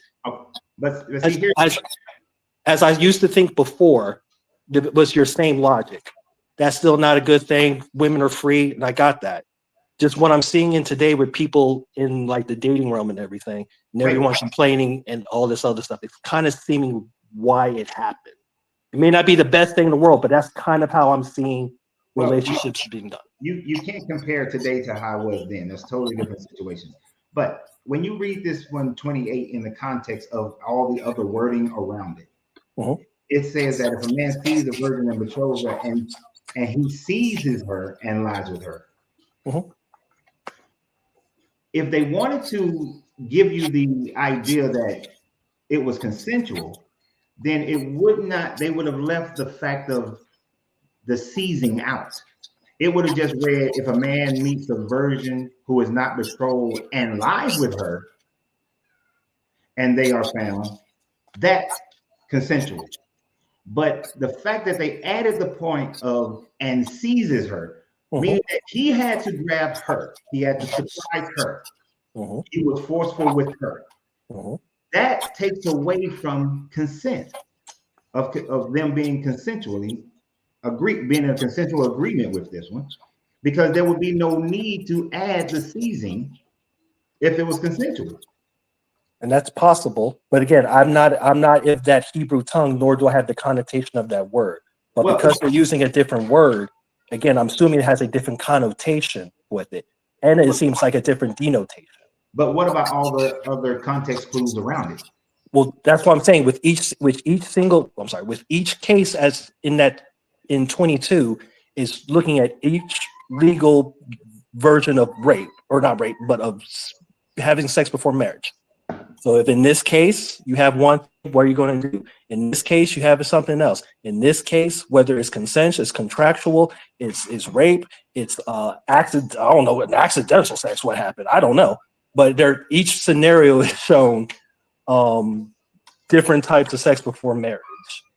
Whether you're married together, that's how statutes go even in our legal system. And you're right. Each section of Deuteronomy is showing, well, a large portion of it is showing different scenarios. And this is the only scenario where it talks about a young girl who's a virgin that's not betrothed to another man, meaning that her father hasn't already promised her as property to another man. Yeah. This is the only one that describes that. And in that description, they made sure that they add that that the woman is being seized by the man. Unfortunately, this has not been agreed upon by the father, nor is there an agreement between him and the woman, because the woman can't even make an agreement. They don't have to agree. It's just like today. I can have a daughter who just goes out with one boy and they just go and have a passionate moment and thing. They're supposed to be betrothed first. In that culture, there's not really supposed to be sex before marriage. And if you have sex, that's the thing that institutes the marriage. So if your daughter, just say she's 15 years old, she comes up to you, you find out you're being told that, hey, Dad, I know I'm a virgin, but this man sees me and we lay together. You're going to take that as being consensual if your daughter told you he seized me? He came upon me and he seized me. He grabbed a hold of me and we had sex. Well, it depends. If she says it to me, my thing in our language would be, no, that seems bad in our language, in our connotation. But then if I use the car, he forced me, that's a different thing. But again, just like you kind of see with, like you see in romantic novels, they use the same passionate line. Oh, he took hold of me. He seized me. Oh, with with strong arms, he held me. But usually there's a precursor to the agreement in those situations. But she tried to hide it. But that's what I'm saying about the context of this. Okay. He's saying that this is saying if a man meets a virgin, right, who is not betrothed and seizes her, like I'm walking down the street, I met you, bam, I grabbed you, and now I'm having sex with you, and then he got to pay the father. Yeah, just like if I said, oh, he captured my heart. What? He seized my heart. That's what I'm trying to say. Our language is different than our language. I understand what you're saying, but you're using romanticized language that we have today and trying to implement that into their language.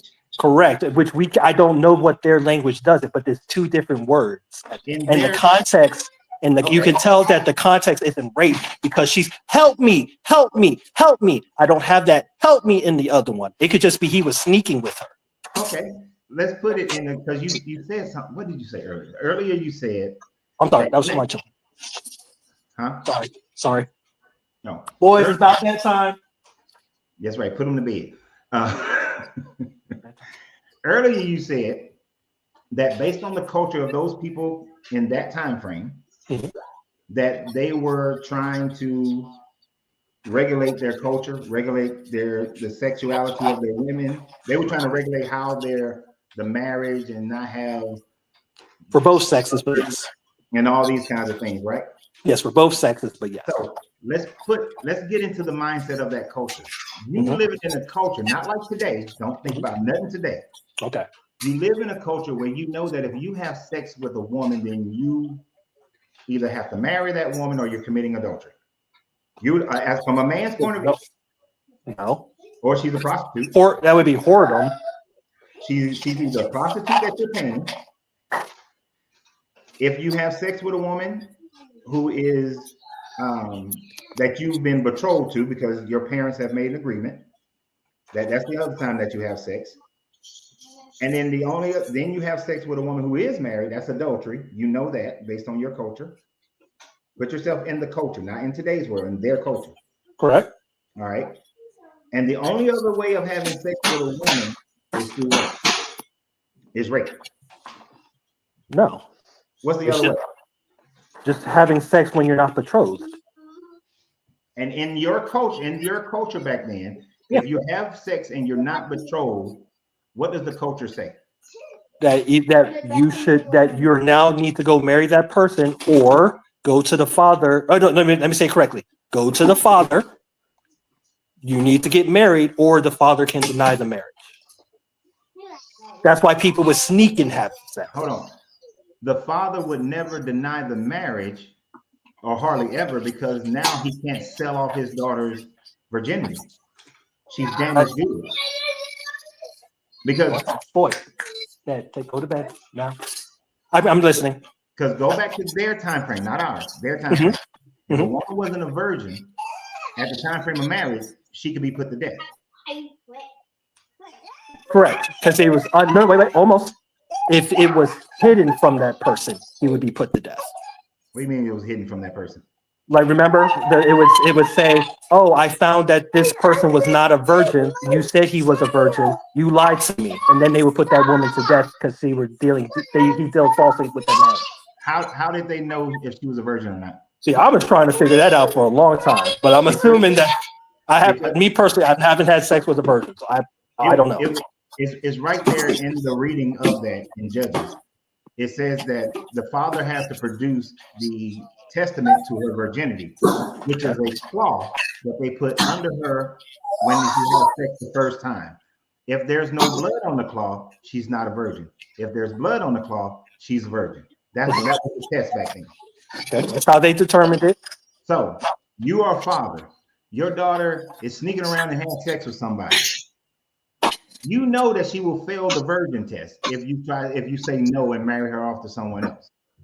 Correct. I'm supposed to let that person know. So you're not going to deny the marriage. Oh, I'm sorry. Can you say it again? I just couldn't hear it. So as a father, you're not going to deny the marriage to the man that you just found out is having sex with your daughter.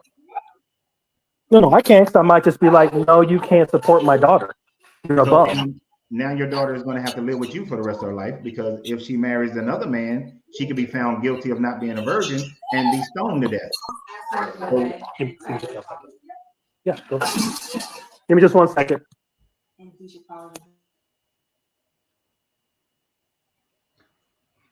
All right, sorry about that. What would you say? The father has to. Again, that's if the father was trying to deal treachery with that person. He can just say, no, my daughter is not a virgin. I can't do the full 50 shekels, whatever it is. Do you still want to marry her? Oh, yeah. I'm not the most, me personally, I'm not the most rich man. That's all that I can afford at this moment, sure. That's what would happen, whether you like it or not. That's how it probably would happen. No, it's not. It'll happen like it did with Jacob, and I'll make you work for me for 7 years until you can afford my daughter. Correct, because they're virgins. And go back to their culture. Go back to their culture, not ours. In the story with Jacob, he had to work 7 years to get Rachel because he didn't have the money, right? Then he tricked me to another 7 years because he got the wrong one. Right? So if you were a father back then, your daughter had sex, you're going to marry her to that man. You're not denying that, because you cannot marry her to anybody else because they want a virgin. No, you can. That's what the father would have to risk then. I agree with you. He would then be under the woman, the father. She would be under the father's ownership. And then he would decide that. That's why it always says the father can deny that. It may not have been the best case, and he may have to wait for somebody who's like, oh, I still think she's beautiful. I'll still take her. Because there are men that are definitely, there are men that are like that. And I will give you that there may have been this dude or that dude that would have done that. But when we're looking at these laws, the laws are written to cover as a blanket. Correct. The in general situation. And in the general situation, men were not going to stand for that, the fathers. So they wanted their 50 pieces of shekels. They want their 50 pieces of gold, silver shekels. So in general law, like we know that the laws don't account for everything and everybody's personality. But in general, when this was written, it was speaking on a societal norm that if you had sex with my virgin daughter, I can't give her away to nobody else. So you got to marry my daughter. Now, the fact that they use the terminology of seizing, and I understand what you're saying, is the same way that, but in that same way, I can say that I accosted you or I beat your ass. Right? I robbed you, or I took your wallet. Either way, I violated you. Either way. I robbed you, or I borrowed some money. You know how sometimes you hit that. You never gave me something back, but you borrowed. But I hear what you're saying. But that's still, I don't know. Again, I'm not in the culture of that language to say it. That's. But again, I can hear where you're coming from. This is the most updated version of the Bible. Wait a minute. What is the most linguistically accurate version of the Bible?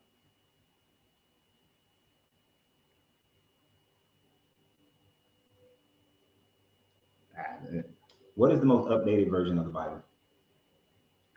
The most updated version of the Bible in English is the RSV Standard. Okay, we can definitely read that one. That's the one I don't mind it. I don't mind it. It's just, did they use rape in the same two places? Because again, like I'm seeing it in Hebrew, that's two different words. Deuteronomy 22 RSV. All right. So we're gonna just settle this right now. So we got the most updated version of the Bible, linguistic. Okay. Close as we can to English. I got you. Closest to English. Okay. And what were the two? Oh, 23 and 28, I want to say. No, not 23. Not 23. It was 25 and 28. Okay. 25. But if a man in open country meets a young woman who is betrothed, wait a minute, shit. I think it was 23. But I don't have it up anymore. I forgot to hit the recycle button so that it'll update it. Okay, you just let me know. 25.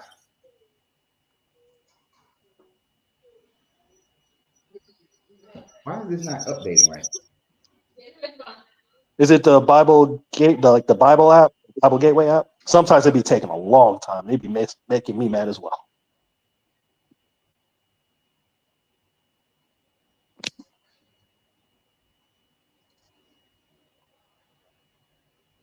Yeah, acting stupid.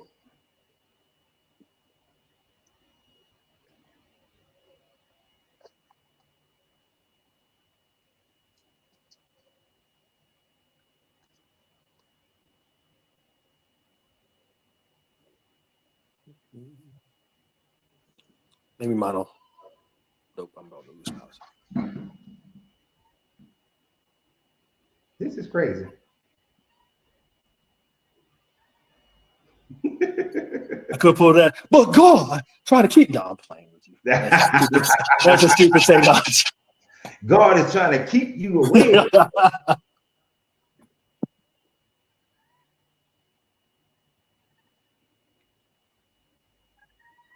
No, I'm tripping now because it won't go off of the other version that we was reading.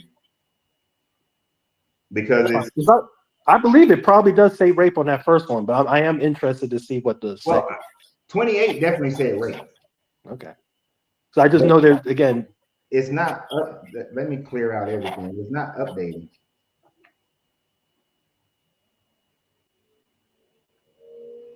It refused my updates.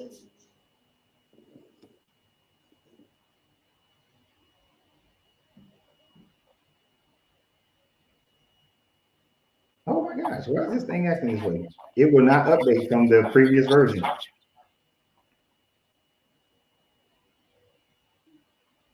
Do you have to close the app and maybe just go back into it?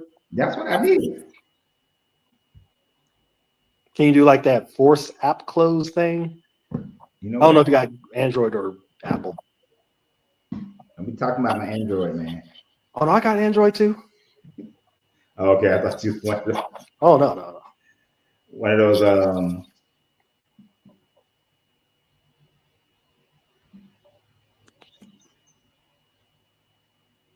one of the people, you know how them Apple people always think they got something great. I do, but just as in cybersecurity, I'm just gonna look at that, and hold my tongue. For some reason, it just keeps giving me the version that says and sees this. Okay, but we can always come back to it. But if there was nothing else, like I said, I understand what you're saying. I just know with language it has. Again, they use the different words, and I usually that means a different kind of a connotation of it. Now, Again, it might. I will agree with you on that one, that it can either heighten or lessen the seriousness of something. But at the same time, also look at the context around it. And I got you. And then more importantly, I look at the culture of the time frame and what the culture was trying to get across. Gotcha. And I'm assuming because we should not, I don't think we should ever take our modern day thought processes of how we do things and make that how they were thinking at that time frame. And I definitely understand that. I'm just seeing it as the purpose of any kind of government, because I see God is just all they're trying to do is have a government for the land. Oh, and it did update in both 25 and 28, it says rape. Okay. And that's how we do it in English. Again, I'm not going to disagree with that translation of it. I don't know the culture of it, I'm too far removed from the culture. I'm just saying I can understand the legalistic reasons of it, especially because I'm seeing as we've gotten more freedoms, what those freedoms kind of have done in our society, at least in this dating world part, as I've seen with all the red pill, pink pill, all the other stuff. And I agree with you that I can understand what they were trying to do. May not been the best. But looking at what they were trying to do is outright evil. That you would say that these women don't have a choice of who they marry. And that if you were accosted by a man, you don't have a choice in that one either. Like Bathsheba didn't have a choice. She had to marry. She had to give up. She had to give David the poom poom. She didn't have a choice. But that's coming from our used to being in an American culture where freedom is number one. It kind of seems like in that culture, order is more important. But again, that might be a cultural thing. It's kind of hard to put an I standard of good and evil on even a Russian sense or a Arabian sense of good and evil. It's just I think me and you had this discussion about the subjectivity and objectivity of morals of evil and good. I would think we have, and now I remember who you are. We have, and the thing about it that there are a lot of things of morality that are subjective, but there are certain things that are not subjective. And a person having their independent agency to choose certain things, you taking that away from anybody, that's a bad morality. Whether you take their ability to work, their ability to marry, their ability to have children, you taking someone's personal agency is wrong no matter what society or culture we live in.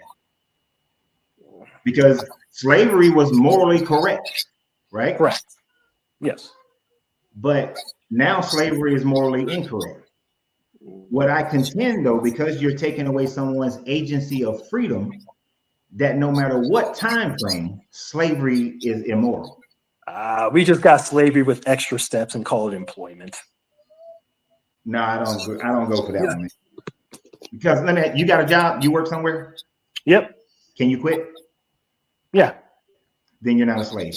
Wait, but that's always been the thing with slavery. You're just going from master to master to master. By your choice? By your choice? As long as you can go to a different master. Not by your choice. It's all just the same master, just different heads of the same master. You still got the issue is, you know what? That's a whole different conversation. I don't want to push your. No, this isn't the topic of today. No. My topics always get pushed in. Okay. All right. Cool. All right. So you're comparing you changing your job to another job as going from master to master, right? Mm-hmm. No. When I say the comparison of slavery, and you say a job is just a form of slavery. Mm-hmm. My ancestors in 1836, Harry, I think, what was his name? Harry? Yeah, his name was Harry. He didn't have a choice. Correct, because you couldn't go from master to master. He didn't have a choice of, I don't want to work for Master Johnson no more. I want to go work for Master Reed. Correct. And those other masters were like, no, that's my slave. Right. Yeah, I got you. I'm gonna go from working from Cisco to go work for Microsoft. Mhm. That's not the same as Yeah. slavery back then. Correct. I'm not saying that it's the same. I'm not saying it's not the same. It's still the ultimate. It's ultimately still you're in a slave to master relationship. Can you start your own? I'm sorry. Say it again. You can walk away from your job and go start your own company, right? And that's how you then get freedom. Just like back in the day, so you would have a certain amount of time, and then you were released. And then there were some slaves who would want to continue to be slaves. The only one that's like super duper bad is war slaves. War slaves. Oh man, I wouldn't. No, that's not the only one. That's not the only No, one. I'm not saying that's the only one. I'm saying that's like to me the worst one. Hold on, no, that's not even the worst one. Which one do you think is the worst one? So what you just quoted is, if according to the Bible, what it says about that one in Leviticus 25 or 22, somewhere around in there, that's talking about if you are a slave. Let's say I'm a black man, me and you are a black man, but we from the same tribe. Same tribe. If I make you my slave for debt or for whatever the reason, then you are in 7 years I have to let you go, right? Let me go. But if I go and I enslave a white man or Asian man because they're not of my tribe, they are my property for life. Yeah, same as war slaves. Same as the war slaves, but they are my property for life, and I can pass them down for generations. The reason why that is worse because sometimes the people that you war against also sell other people as slaves. Definitely. Like the people from the Wayuta tribe were worse in West Africa because the Wayuta tribe was conquered by the Dahomey. Yeah. The Dahomey then take these war criminals, these war captives, not criminals, but captives, and sold them to the Portuguese. Yeah. Just so like they lost the war and got sold into slavery. Yeah. Just so like yeah. Just like either our prisoner slaves that we have today or our H-1B1 things, they get less rights than what the original people did. Again, I'm not saying that don't get me wrong about treatment stuff. I'm just saying that it's still just slavery with extra steps. At least that's how I feel with it. See, and it's just they said, hey slaves, I'm getting tired of always having to buy your food, buy your clothes, buy your thing. Here, take some of this, do your for yourself, come back to my slavery at 8 o'clock in the morning. Do what I want to say. And I understand how people are using the thought process. But it is apples and oranges, and it should not be used in that term. Here's why. Let me give you an example first so that it will help explain why I say that. Okay. I'm a Marine. All right. I fought in 2 wars and three skirmishes. All right. So I went to war. When I see football players and basketball players talking about I'm going to war with my brother and y'all playing in this basketball game and this football game, to me, they shouldn't use the terminology war. It's disrespectful to what real war is. So when I hear people say that a job is slavery, it's disrespectful to what our ancestors went through in actual slavery. Because our ancestors didn't have a choice of who they was going to work for, when they was going to work, what food they ate, any of those things. And it was for life. Confirm that he did put the sticky medicine. But you can leave a job. Oh, the wife talking. So yes, I'm sorry. Hey, ain't gonna interrupt you when the wife talking. Thank you, appreciate that. You'll be in some slavery. Oh, but I definitely hear your disrespect point of it. So please don't. It's not lost upon me. So that's why it throws me off when people say that. I understand the conditions of having a job. Look, I ain't worked for a company in decades. So I understand. I don't believe in working for companies because they do control you to a certain degree. But you always have the option of walking away from that control. And I hear you. But my great-grandparents didn't have that option. You know. So that's why I see it so differently. Okay. And I can definitely understand it. Mine is just for the simplicity of your authority is fully placed on you're governed 100% or not 100% greatly by the individual. Just like when you were in the military, you really couldn't leave. You had to be there, whatever they said, even if you didn't feel like it. Too bad. And I love the military, don't get me wrong. But to me, the military is more enslavement than being in prison. Because if you don't do what they say, they can then add you to the prison population. You know what I'm saying? I mean, I definitely hear you. It's just like I said, it's not to the degree of what like our ancestors went to. I can understand your disrespect line up. I definitely can. I'm just saying, and again, just you don't have the authority to say. Basically, you are almost a child to a parent at all times. Mm-hmm. And that's kind of the same way that slavery is. You are a child to the parent master. No matter if it's employment, the only time you break that is if you work for yourself. And I think that's kind of the reason how I'm saying. If that makes sense. And to walk it all the way back to our conversation of this video, women in this Bible are perpetually in that slavery. Not always to the degree of African slavery style, but in some cases, like Hagar definitely was that level. Bilhah was that level. But women in general were at the levels of military style slavery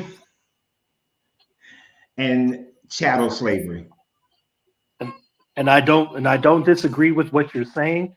I just think the purpose was just the same reason we institute slavery. A lot of times people don't have the skills to survive, don't have the strength to survive on their own. Like me, without a job, I'd probably be dead because I can't build a house by myself.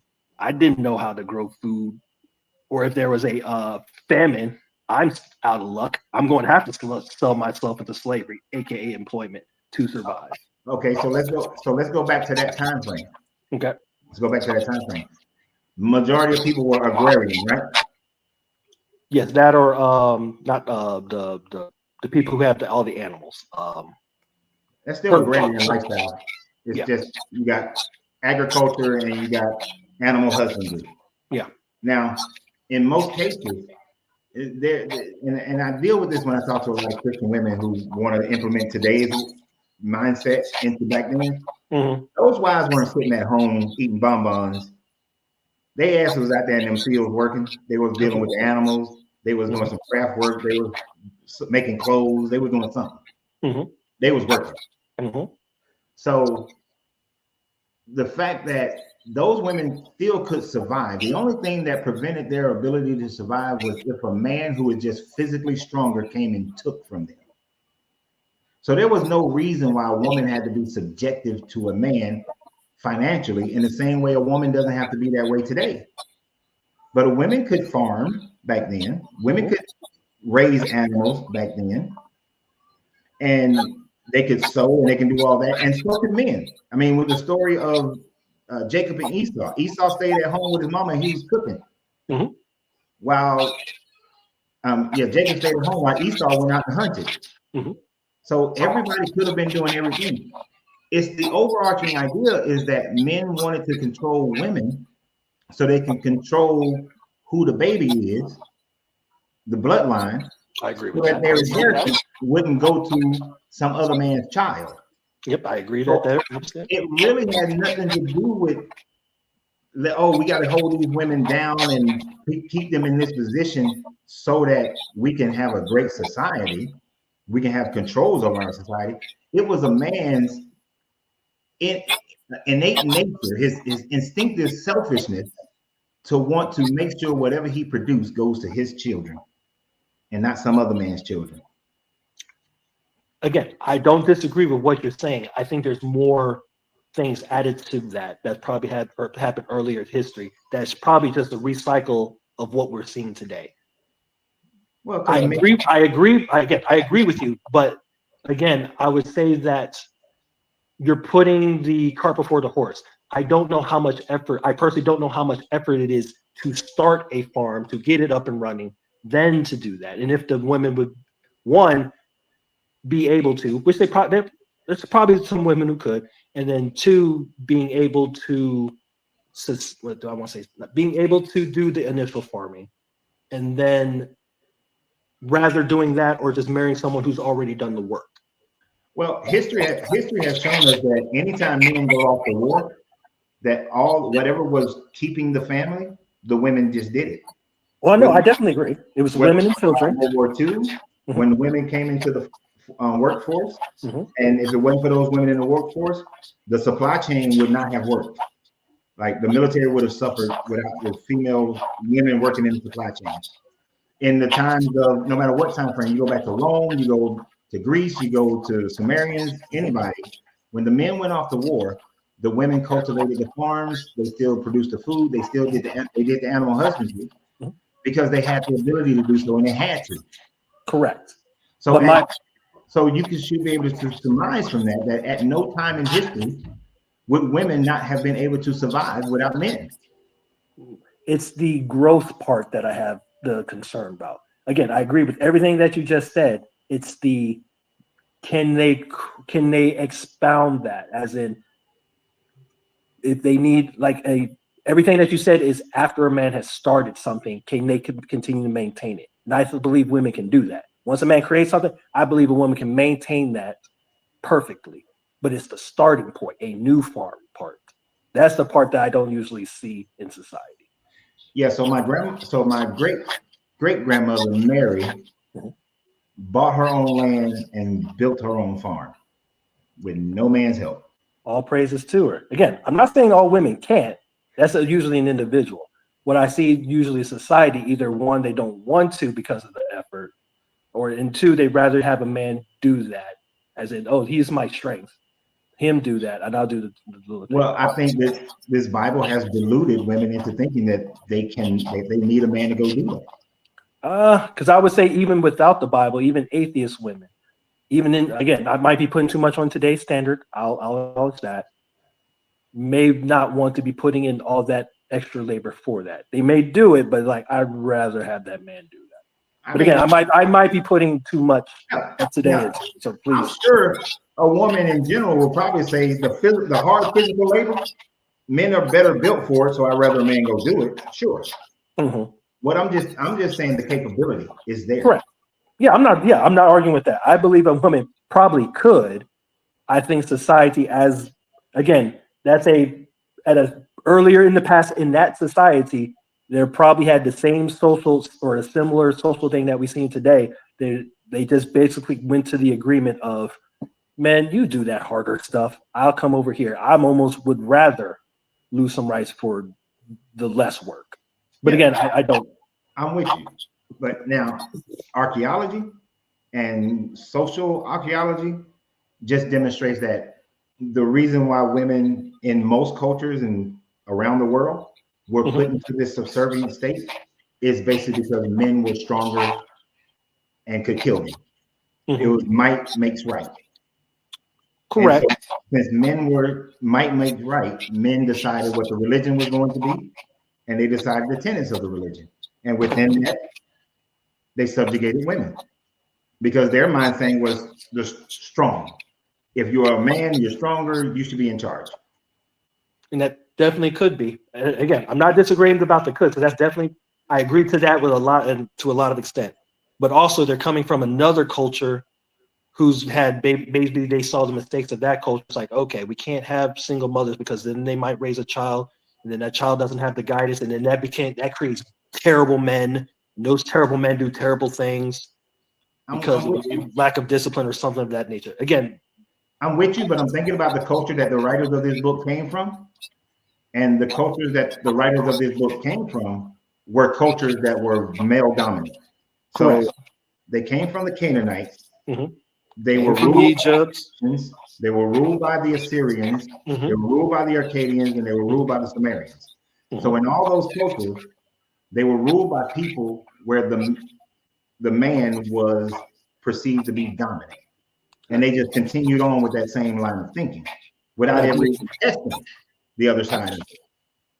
And I definitely agree. But again, a lot of times we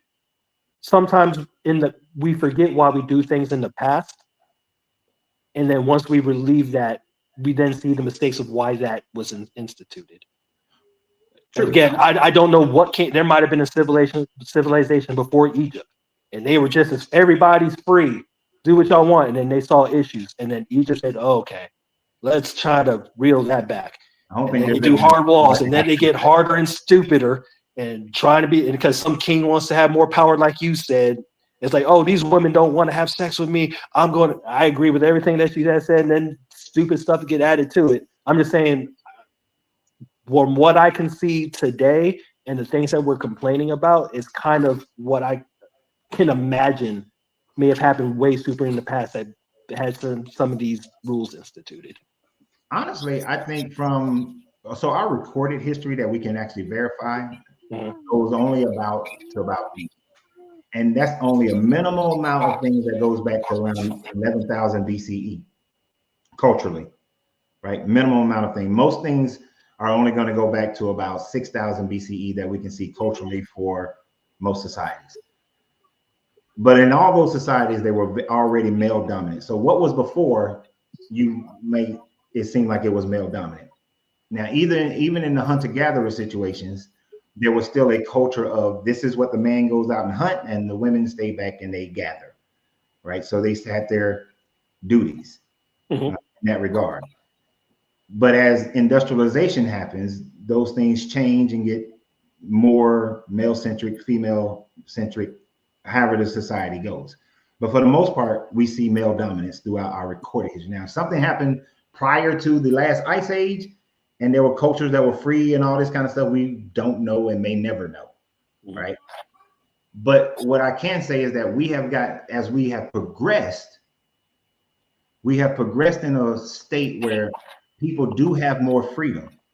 But with more freedom does come the cost of people not holding on to some of those old ways, and they shouldn't, because women today shouldn't have to have a man to get a checking account.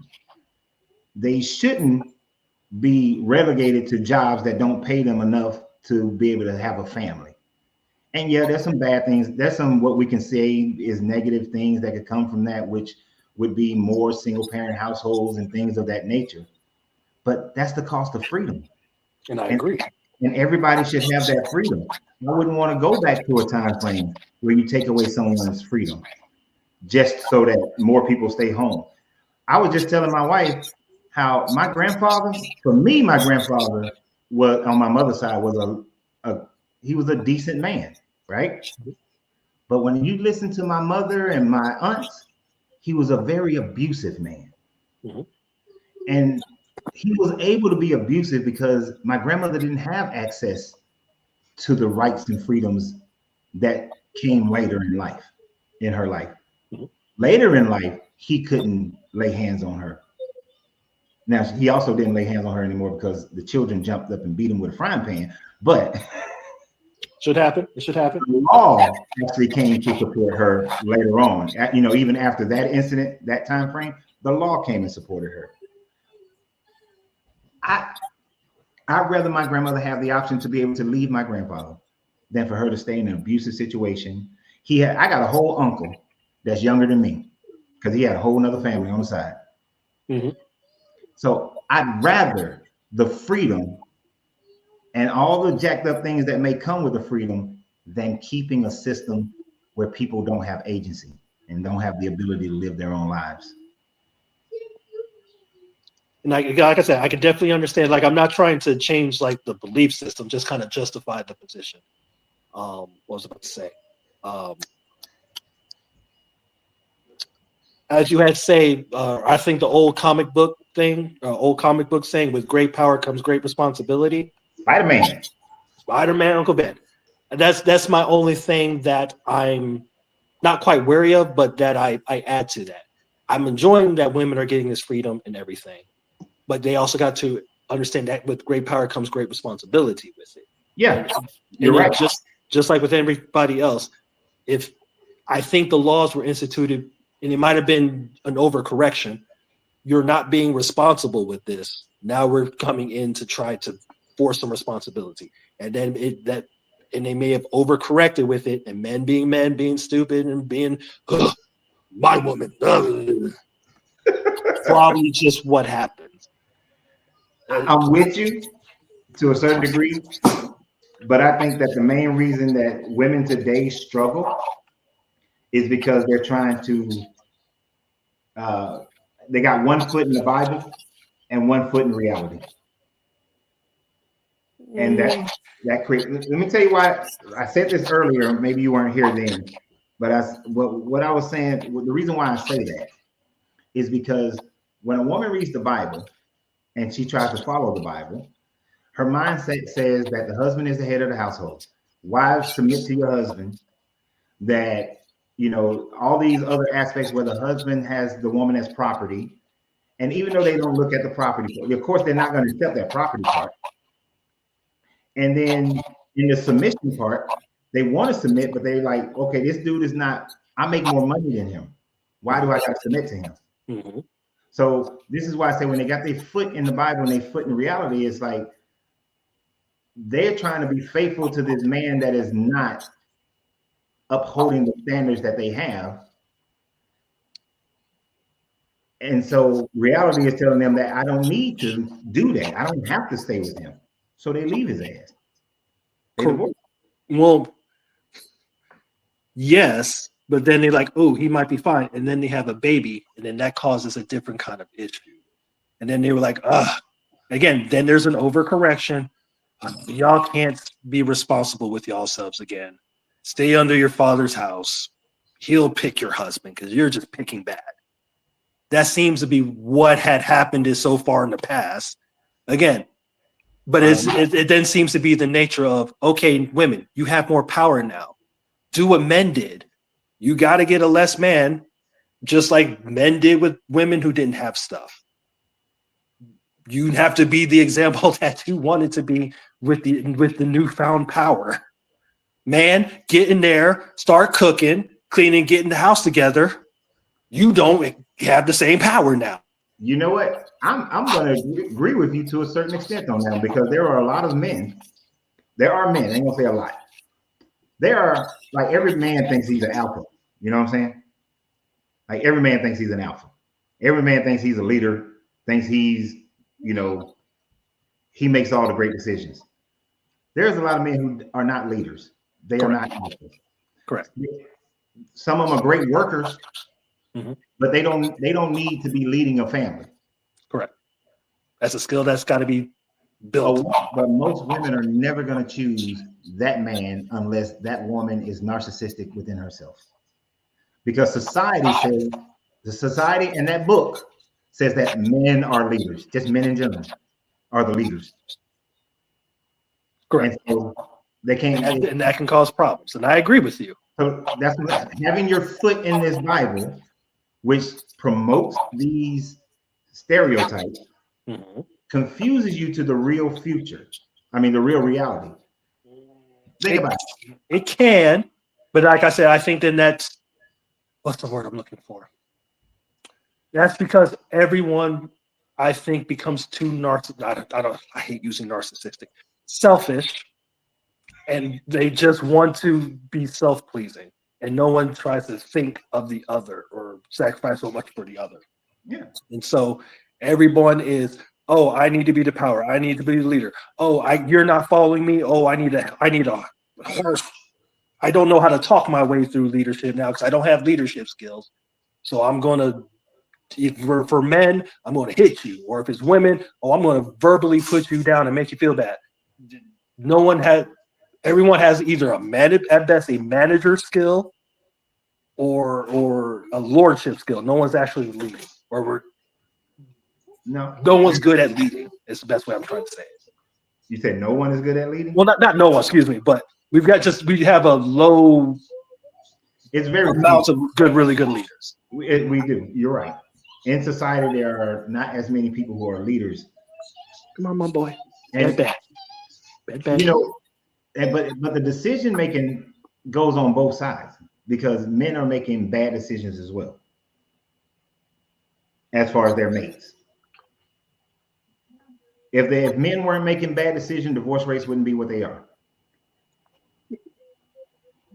I don't disagree. Definitely don't disagree. I just think if men will stick with their bad decision longer. No, that's about even. Because the people who are filing for divorce, it's about 60-40 right now. It went down.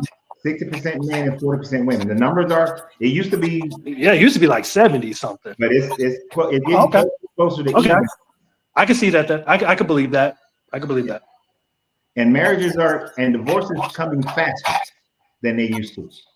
In relationships. Used to be divorces didn't happen until like year 10, 11, 12, somewhere around in there. Mm-hmm. Now they're happening year 3, year 7. And the group of people who are getting divorced the most are actually people over 50.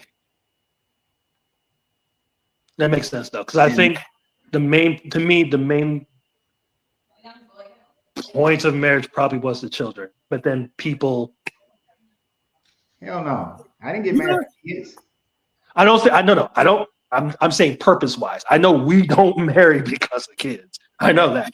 I'm saying the functionality is the marriage was best for keeping you together for the children's sake than to do that. And then like, there's no kids. You know what? I don't like you. You bored me this whole entire time I stayed with the kids. Let's go. Gone. Actually, recent studies have shown that kids who grow up in 2-parent households that are bad marriages, that are just there for the kids, are worse off than children who grow up where the parents divorce, but both parents are focused only on the kids. There's probably some weird parts of that study. Not completely part of the study. I'd have to read the study, but I can take that one on Facebook. Now, of course, when you got a parent using the kids against the other parent and all that kind of stuff, it makes for a worse situation. The parents who are fighting each other still makes for a worse situation. But when it's just 2-parent household, bad relationship, divorced parents, but a working relationship, those kids come up better. I can believe that. Yeah. And shit, I can see that in my own family. Mm-hmm. I see that in my own family. I can see the difference between the kids where the parents worked together but weren't together, and the parents who are together but they were assholes to each other. And those kids, they screwed up. They don't know how to have a good relationship at all. And that's the other part. We don't know how to have good relationships. Mm-hmm. I know this. See, this is starting to get into my like relationship channel. We have a relationship channel. But I do understand how you're thinking. There's a possibility of the society was trying to prevent something from what happened before, but there's just no evidence of that. That's just a theory, you know. But what we do have evidence of is that they just continue to project the same type of male dominance and enslavement and entrapment of women that previous societies had, and that was the norm of most societies around the world. Even societies that had no connection with each other still produced that. The Aztecs, the Mayans, the Incas had similar rules and regulations and laws that the people in the Levant, the Mediterranean cultures. Southern African people had the same ones. The people in China had the same ones. And these people developed those without even having contact with one another. Mm-hmm. Which is why I go back to the fact of it comes down to I'm stronger than you. I'm sorry I gotta go. I'm about to run out of power. I'm sorry. Oh, it's all right. But I appreciate it. Oh, it's now I've been here for 2.5 hours. It's time for me to get out there. But I appreciate the conversation. I know we've completely ignored everybody else. But I'm sure y'all was over there having y'all own conversations as well. Oh man, I don't know what you guys over here talking about.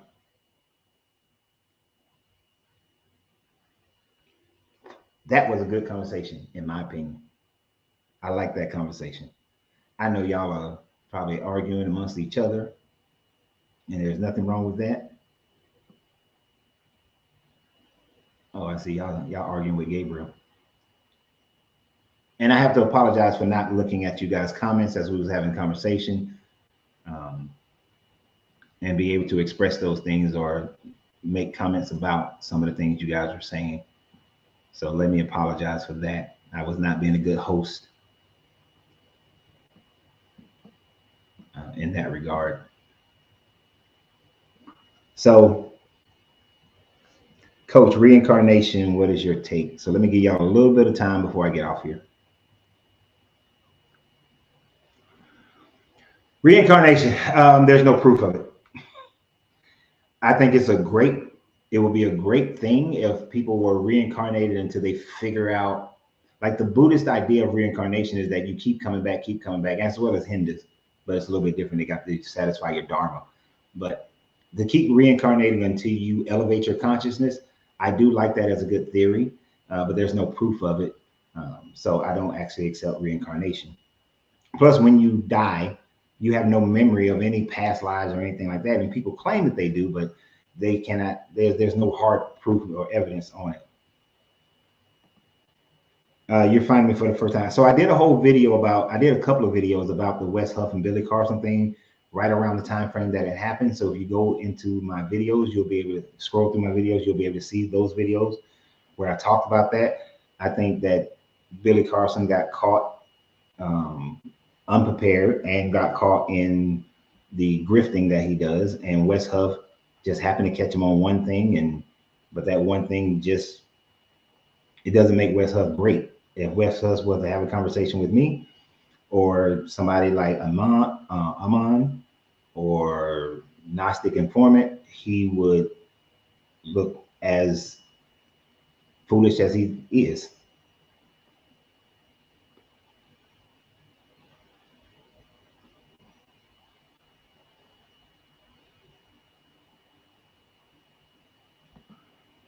Now, if you're talking about the examples of reincarnation of like when people say that they remember some things and they're exactly right, like the little girl who's supposed to have been Cleopatra's friend or something like that.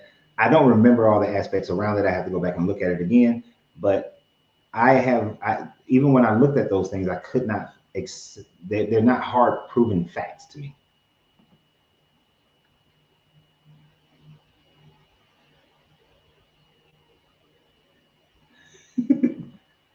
No, more like 3,000.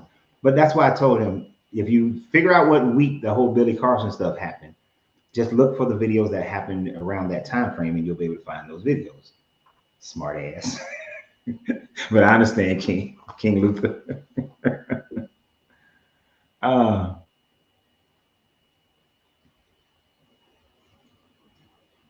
Appreciate the subscription.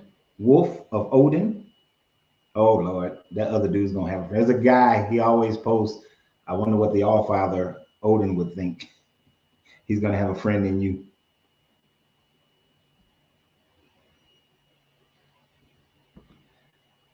Yeah, I think that anybody can free themselves from these religions, and I think people will continue to. The video that I did a couple of weeks ago, where I was showing how the people who do not believe or are walking away from these religions have been growing and growing. We are going to continue to see people walk away from these religions, and unfortunately, I think Black people aren't really going to start walking away from these religions.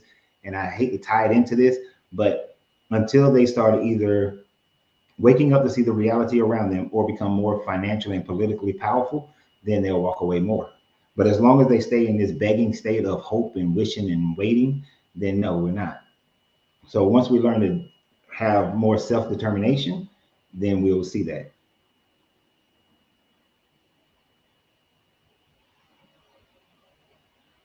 But I think if somebody was able to actually prove reincarnation, then it would be factually put out there. They will be able to factually demonstrate it.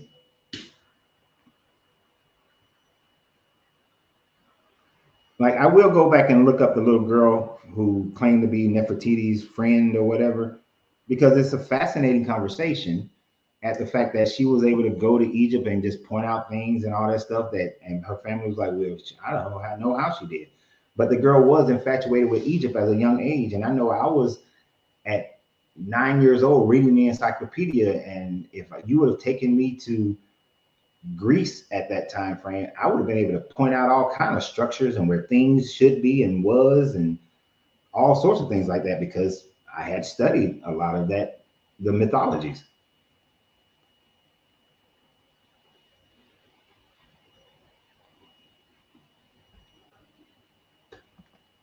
And I do agree with Boondocks on that one. If we teach people factual history, help them to understand the literature and show them the etymology, I promise they'll change. And I think that people will. More and more people are walking away from these religions simply because they are learning the history. We now have actual You can actually get these things without having to go to some school or some seminary or college.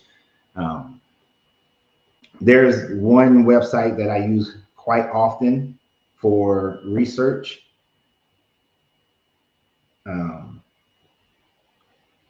For archaeological research, and it's called refseek.com, refseek.com.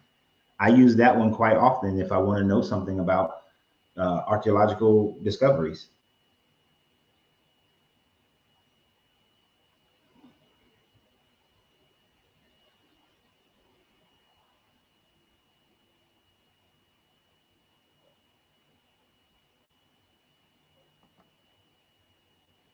Do I think it's possible? What do you think happens to our energy once we die?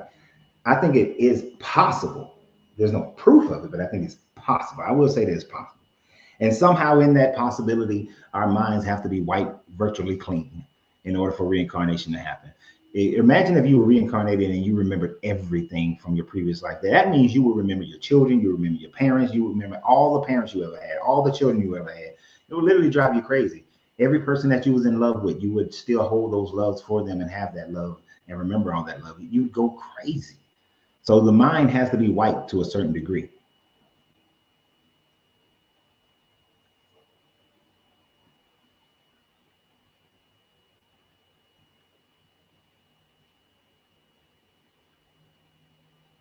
So, and our energy, it either disperses or it correlates and open and creates its own reality in somewhere else based on what you believe. You truly say this is, and it's that belief to the point where, okay, it's that belief to the point where it's true only to you. Meaning, the way you pass a lie detector test is you have to believe the lie. Like if you're lying, but if you believe the lie, you will pass a lie detector's test. Now, imagine if you taught yourself something that is actually a lie, but you believe it so strongly that your mind, your body, everything responds to that. Then if your energy, your mental energy is able to maintain its cohesion, you most likely will create whatever that reality is.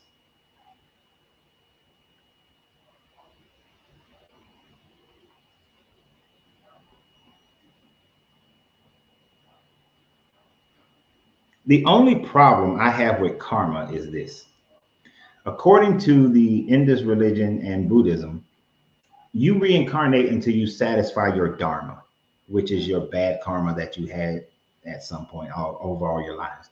Well, when you first came onto this planet, you didn't have any bad karma because there was no previous life to create the dharma. So you had to have created it in that first life for you not to be able to leave this existence. So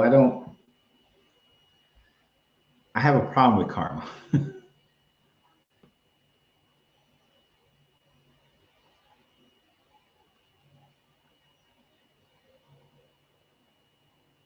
And then who's to say you reincarnate back to Earth?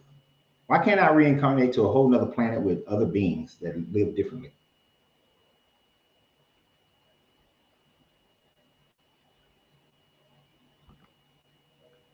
Now, this is really for my relationship channel. But what do you think soulmates and soul ties are? Actually, that's the book that I'm writing, that I finished writing. It's an emotional and mental attachment that you develop for someone. And just as well as you can build them is as much as well you can get rid of them. Like if you just because like I hated how in Christianity, most churches that I was around and people in church would teach that if you have sex with a man, then you create a soul tie. So the man and the woman create a soul tie amongst each other just because they have sex.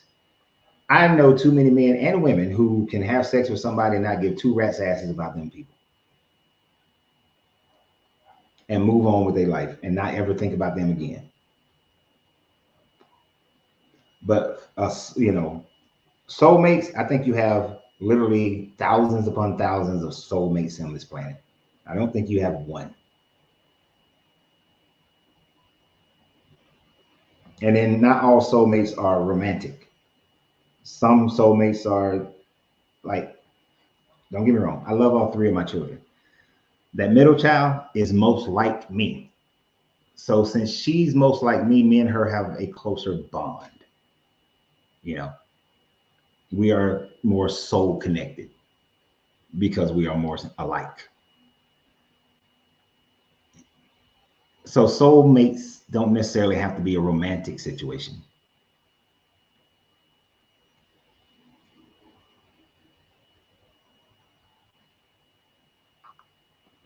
And I'm not so sure. Karma happens when your actions affect others, and the domino effect eventually finds its way back to you. So that dude who ran Germany for a while,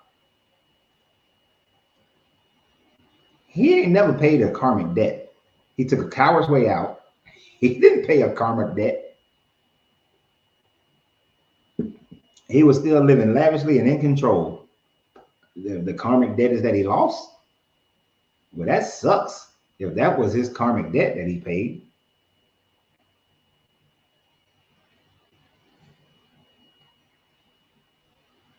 I mean, I'm not trying to be political or nothing like that, but when you think about some of these world leaders, some of these presidents that we've had, some of the presidents of other countries, parliamentary leaders and all them, they go and do some jacked up stuff their whole life. And then they live in their lavish retirement and have a good time. Yes, and I've seen the conspiracy theories of that he retired to Argentina.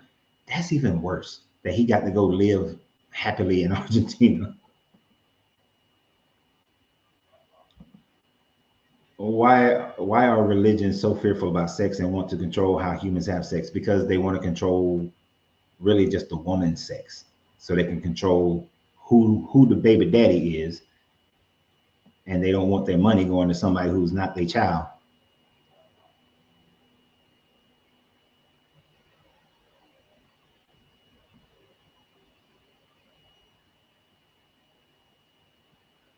Yeah, and soulmates are just two people who complement each other very deeply. You know, I know a lot of people. Oh, I met my soulmate, and they be together, and then after a couple of years, it's like I can't stand this mother. This mom get on my nerves. I can't believe I ever got with this. Then they talk trash, and it's like, well, they weren't trash when you first got with them. You was in love. They were great, but things changed. They were fake. They were, and some people are fake.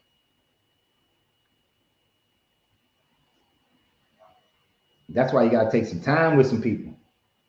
Angelina had to wait. She had to earn. She had to earn this. She had to earn her chocolate. Anyway, it is time to get off here. I appreciate you guys, but I have to go. I have to go. It's been almost 3 hours. So I appreciate everybody. We will be back live tomorrow evening at 8 p.m. doing our What's Wrong with the Bible series. We will, I think we're in Joshua, let's see, 1, 2, 3, and 4, 5, and 6, 7, and 8. I think it's 7 and 8 or 8 and 9, one of them. I think it's, let's see, 6. Yeah, I think it's 8 and 9 is what we'll be going over tomorrow. And I look forward to you guys' conversation. That's sexual chocolate. That's what we will be going over.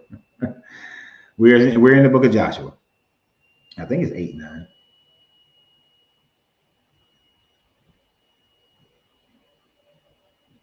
Let me make sure because I know some of you guys like to pre-read some of it to see where we're going to be. So tomorrow is Joshua. Oh no, it's 9 and 10. Tomorrow's Joshua 9 and 10. So let me be correct on that one. So I will see you guys here tomorrow at 8 p.m. Eastern Standard Time, where we will continue on our Deconstructing of the Bible series. So y'all have a great day, and I see you tomorrow. And always remember, you have to free yourself to be yourself because your greatness is non-negotiable. Good journey, good vibrations, and I'm out.